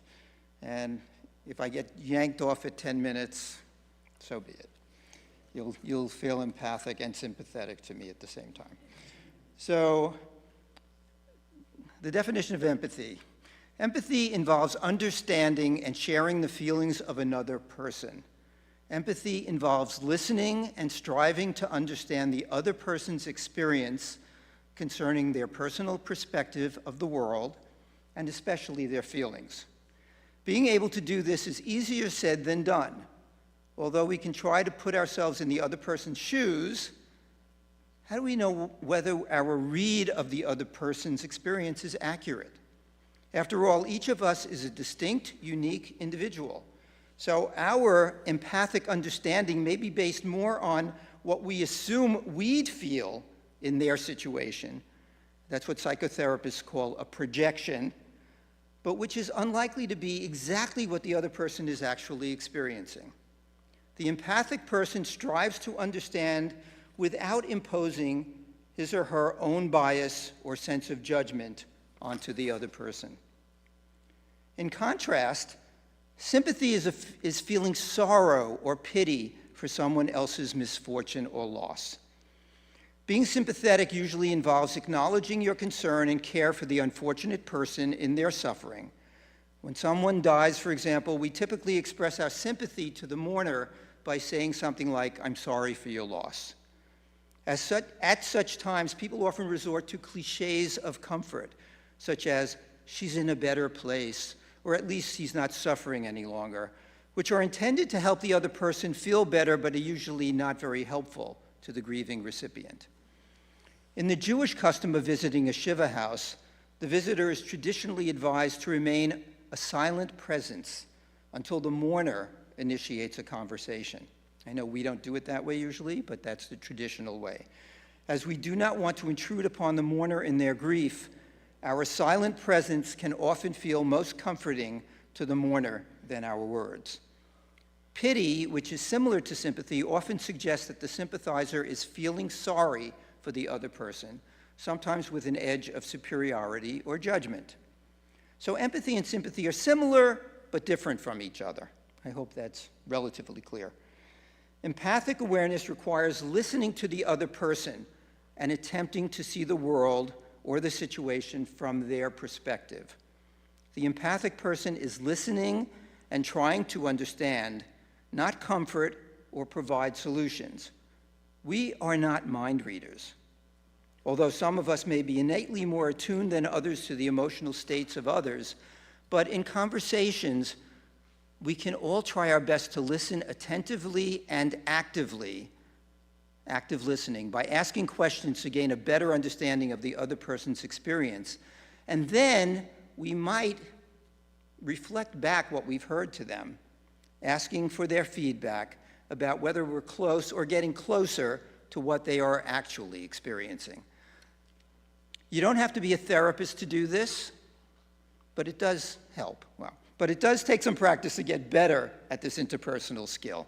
Good social judgment, which is also known as emotional intelligence, and paying attention to nonverbal as well as verbal cues can certainly help you determine whether you are being supportive of the other person in your empathy, or whether you might be experienced as being perhaps too intrusive, or as trying to solve the problem by giving advice, rather than simply listening and understanding where the other person is.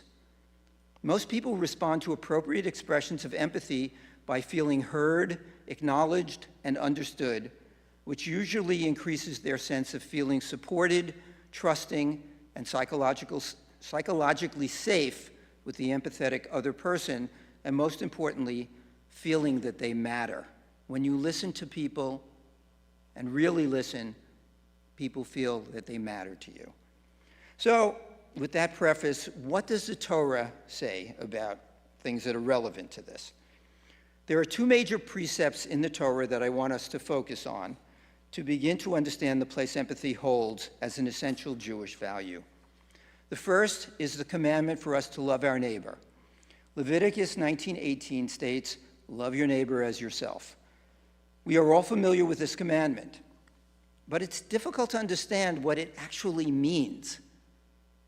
And there's a lot of scholarly debate about these words. What does love mean in this statement, and can we be commanded to love? Who exactly is included as our neighbor? Does it apply only to our fellow Jews, or does it include all human beings? And what does it mean to love the other person as yourself? Rabbi Shai Held asks, it may be possible to love others, but can we really love them as much or in the same way as we love ourselves? We can ask ourselves, what would I want from another person to feel loved? And then do the same for my neighbor. But as I mentioned earlier, each of us human beings is unique, and what I may want or need to feel loved may be very different from what someone else may want or need to feel loved.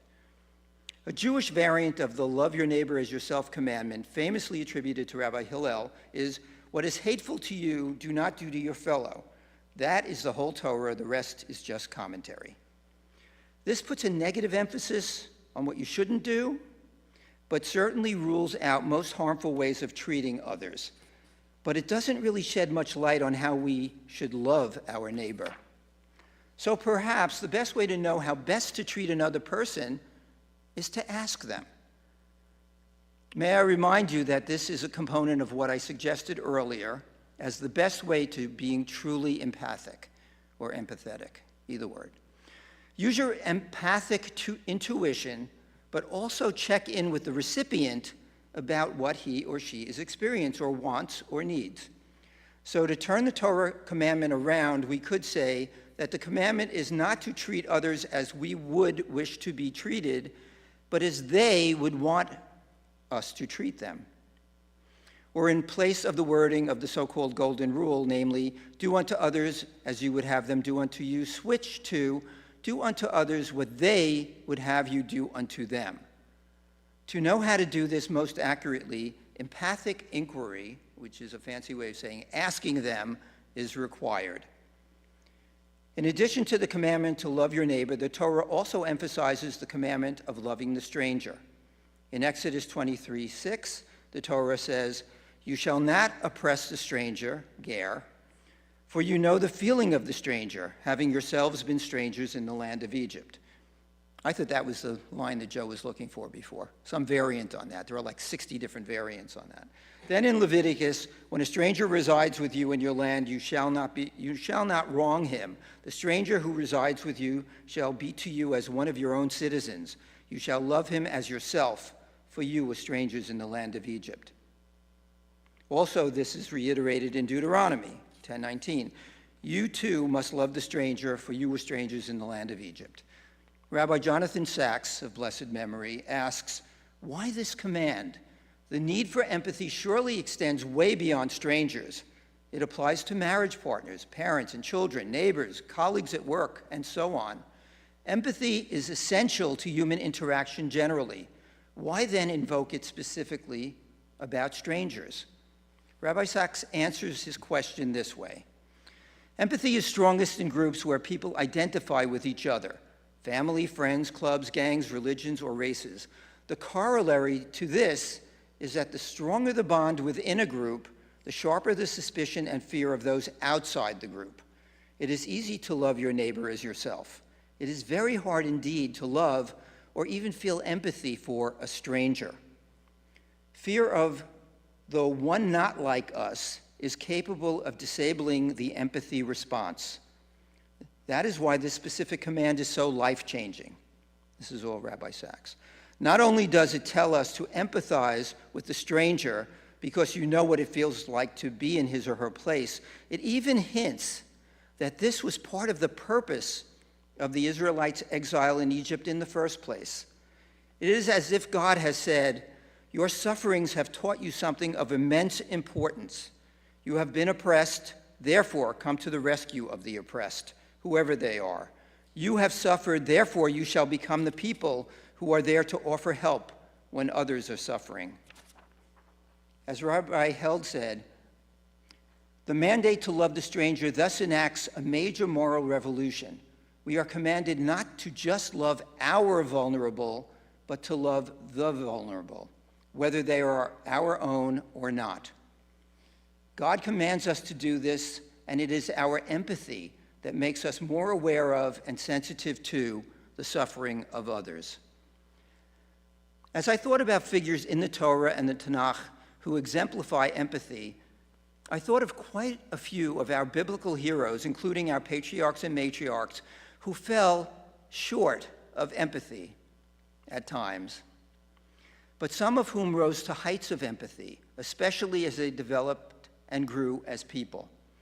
One example that came to my mind was Joseph, who started out as the bratty favorite son of Jacob, who was so insensitive to the feelings and resentments of his older brothers as he paraded around in his multicolored dream coat and told his dreams of dominance over them and even his parents, but who gradually evolved over the course of many trials and tribulations to become second to Pharaoh in saving Egypt from famine, but also cried as he reunited with the brothers who had resented him so much to have sold him into slavery.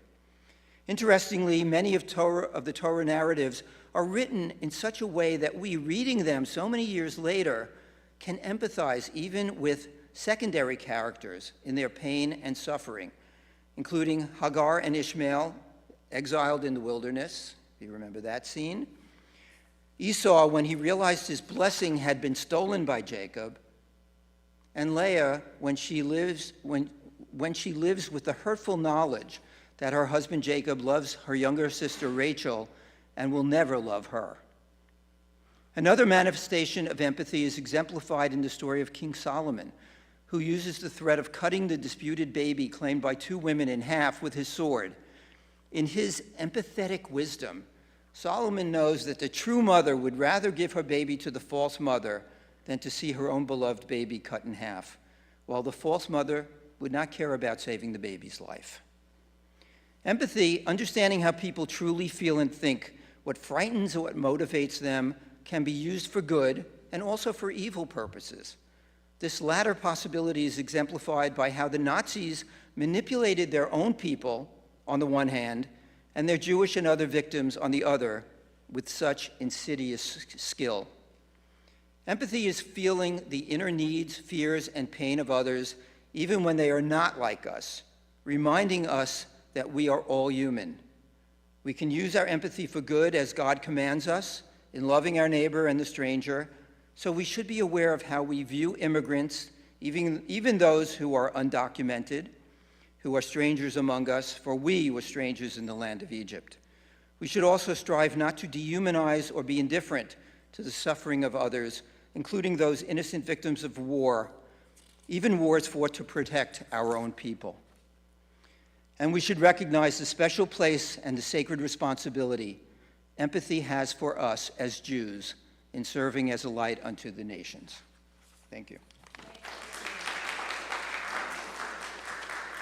I had empathy on Mark because I know he prepared a lot, so didn't want to cut you short. But I'm going to invite Ira to have empathy on all of us who are getting sleepy and have to be back here in less than 12 hours. Do any of you want to make announcements, or should I just say the timing? Okay, so I'm going to give you the logistics now, and after Ira finishes, we'll do Kaddish Rabbanan, and then everyone can move on. We'll do Kaddish Rabbanan because we just learned a lot of Torah. Tomorrow's services are at 10, because you're all here now, and it's 10:34. So, and we're not going to be done till another 10 minutes from now. So 10 o'clock services tomorrow. We're going to read the 10 Commandments. So, and then we'll have Kiddush afterwards. Tomorrow afternoon at 5:30 is our family-friendly, all ages, interactive, theatrical journey to Mount Sinai, where we'll also read the 10 Commandments and do a sing-along and have dinner, followed by the Mincha service. So there's no evening service tomorrow. There's just a Mincha service at 7 p.m. And on Tuesday, services are at 9:30, back to the usual holiday time, because we will also be having Yizkor somewhere in the 11s. Ira Faber was an educator for over 30 years and still works in his retirement to coordinate programs for retired educators. He spends much of his time with his two favorite people, some of mine too, Audrey and Benjamin, and loves being called Papa. Ira is going to teach us about Israel and its survival. Thank you, Rabbi. Thank you for this opportunity. Kudos to my colleagues and friends who've spoken before me. Israel and its survival, or Hitler was right to fear the Jews. Strange title, huh? Please indulge me as I explain what I mean by that statement. Beginning with Abraham, a spiritual revolution emerged that introduced a radically new outlook into the world. So successful, this revolution, that 3,700 years later, one of the most powerful nations on the earth, Germany, launched a campaign of genocide to try and eradicate it. Hitler looked around and with fear and disgust saw that much of the modern world had embraced the ideas brought forth by Abraham and in the Torah. These teachings introduced values that are now taken for granted in much of the modern world, such as belief in human dignity and the sanctity of life, advocacy for the oppressed and the downtrodden, universal education, social welfare to aid the sick and needy, and tolerance and anti-racism. When these ideals were first introduced, they were revolutionary, and they faced fierce resistance. It's no coincidence that one of the freest countries in the history of the world, the United States of America, has a verse from Leviticus inscribed on its liberty bell, proclaim liberty throughout all the land and to all the inhabitants thereof. It's also no coincidence that the United Nations, whatever you want to say, the institution tasked with maintaining world peace, takes its vision from the Jewish prophet Isaiah. I quote, "They shall beat their swords into plowshares and their spears into pruning hooks. Nation shall not lift up sword against nation, neither shall they learn war no more." But it took thousands of years for humanity to arrive at this belief that all men are created equal. And every step of that journey has met with resistance. The pushback against these moral advances, it's called racism. It's called anti-Semitism. In his novel, The Portage to San Cristobal of A.H., not Alexander Hamilton, not Alan Houseman or Ronnie Hauptman. This literary critic and philosopher, George Steiner, imagines a chilling scenario.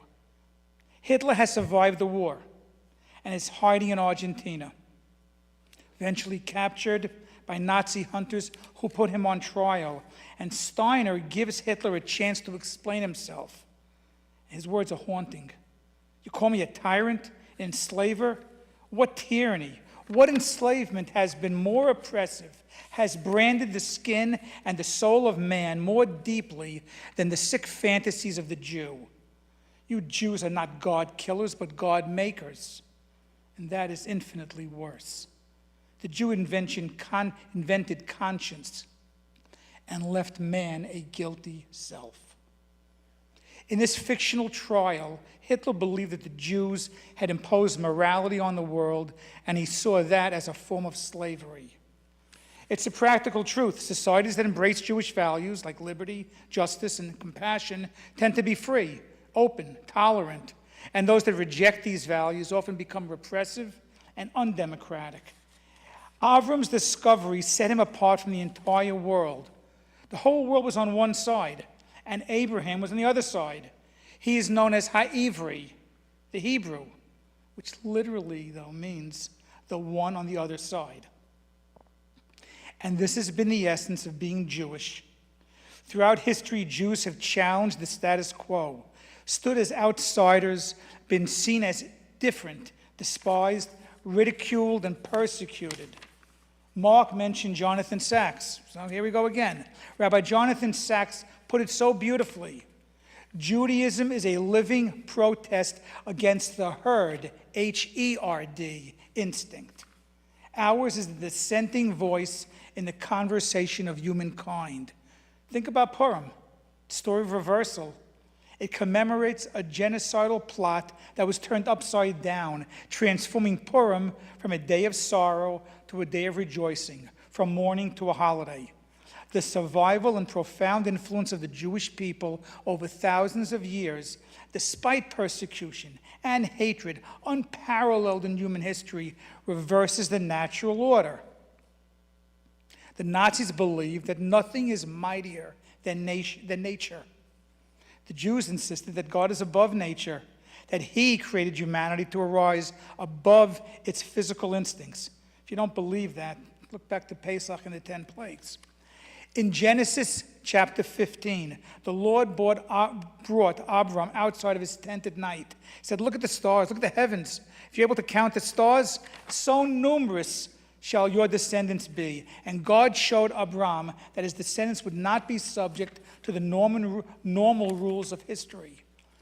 The 19th century commentator Malbim explained, Abraham's descendants will shine like the stars, be eternal like the stars, and yet exist above the stars, not bound by earthly cause and effect.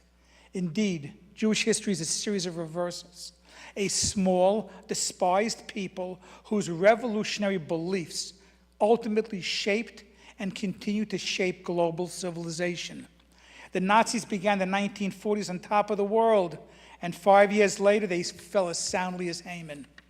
The Torah is read 3 times a week, and one of the reasons, I believe, is because, and I quote now from Otto Frank, Anne's father, to build up a future, you have to know the past.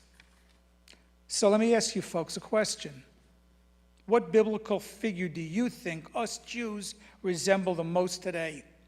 Any ideas, biblical figures? Okay. Abraham, Moses, Joshua, David, Esther.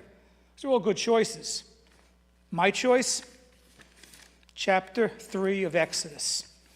We are the burning bush.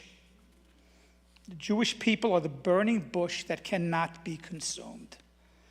Over 3,000 years ago, Egypt enslaved the Jews for over 200 years, and we emerged with the Torah, sharing a message of freedom and justice for the world. 2,500 years ago, Persia declared genocide. Jews survived. They built the Second Temple in Israel. 2,200 years ago, Greece outlawed the Torah and Judaism, and a ragtag Jewish army defeated them and won independence. 2,000 years ago, Rome destroyed Jerusalem, killed over 1 million Jews, and exiled the rest. They expected it to be the end of Jewish history. It wasn't. 1,300 years ago, Christian Europe, think of it, pogroms, inquisitions, ghettos, forced conversions, they tried to crush the Jews. Instead, the Jews adapted, survived, and built spiritual kingdoms in exile. 1,400 years ago, under Islam, Jews lived as dhimmis. Dhimmi is an Arabic word for a second-class citizen, subject to restrictions and persecution. Well, we're still here. 90 years ago, Hitler launched the final solution. He created a genocidal superpower, but the 1,000-year Reich fell. Jews rose again and established the State of Israel, the only democracy in the Middle East. 100 years ago, Russian communists declared Judaism obsolete and Zionism illegal. By the 1990s, though, 1 million Soviet Jews moved to Israel, helping to build the nation. In 1899, Mark Twain wondered, what is the secret? All things are mortal, but the Jew. All other forces pass, but he remains. What is the secret to his immortality? Israel's genius is rewriting the Middle East. Here's a quote from Rabbi Shneur Zalman of Liadi. Be humble, yet brave. Sensitive, yet stubborn. Some people might think that those adjectives are opposites, but in reality they're not. We should, we can, have to be humble and brave and sensitive and stubborn. To quote Otto Frank once again, we cannot change what happened anymore. The only thing we can do is to learn from the past and to realize what discrimination and persecution of innocent people means. I believe that it's everyone's responsibility to fight prejudice. Since October 7, 2023, Israel has been fighting not just a defensive, multi-front war, it's been fighting a paradigm shift. What began as a horrific, barbaric onslaught by Hamas and other Palestinian terrorists has triggered a historic unleashing of Israeli ingenuity. The Jewish state scrambles not merely to defend itself, but to redefine the rules of warfare, diplomacy, and deterrence in the modern Middle East. Israel is not just retaliating, it is reinventing. Israel has integrated artificial intelligence into its wartime operations. According to the New York Times, not a big supporter of Israel in my opinion, Israel has developed AI-powered tools that alter the intelligence landscape. They tracked Ibrahim Barry, Hamas's central Jabalia battalion commander, after he met with, Israel Hanaya, he met with Ayatollah Ali Khamenei. He met with him in Iran, and guess what? He was assassinated by Mossad agents. Mossad, the same group that over 50 years ago caught Adolf Eichmann, who thought he was hiding safely in Argentina. It's not the story of a country merely surviving under fire. It's the story of a nation turning survival into strategic supremacy. What Israel has done since October 7th is nothing short of earth-shattering, transforming trauma into transformation and setbacks into superiority and ancient threats into modern irrelevance. Though controversial, Israel's message is a message written in iron and delivered with a chilling precision. The Jewish commentator Rashi said, "Those who fight the Jewish people are simultaneously fighting God." This understanding brings new light to God's promise to Abraham. Those who bless you will be blessed, who curses you will be cursed, and all the nations will be blessed by you. Genesis chapter 12. Jews endure because of our grand mission of Tikkun Olam, repairing the world and being a light to the nations. Civilizations rise and fall, movements change, and the Jewish nation, the Jewish mission of our nation keeps its vision fixed.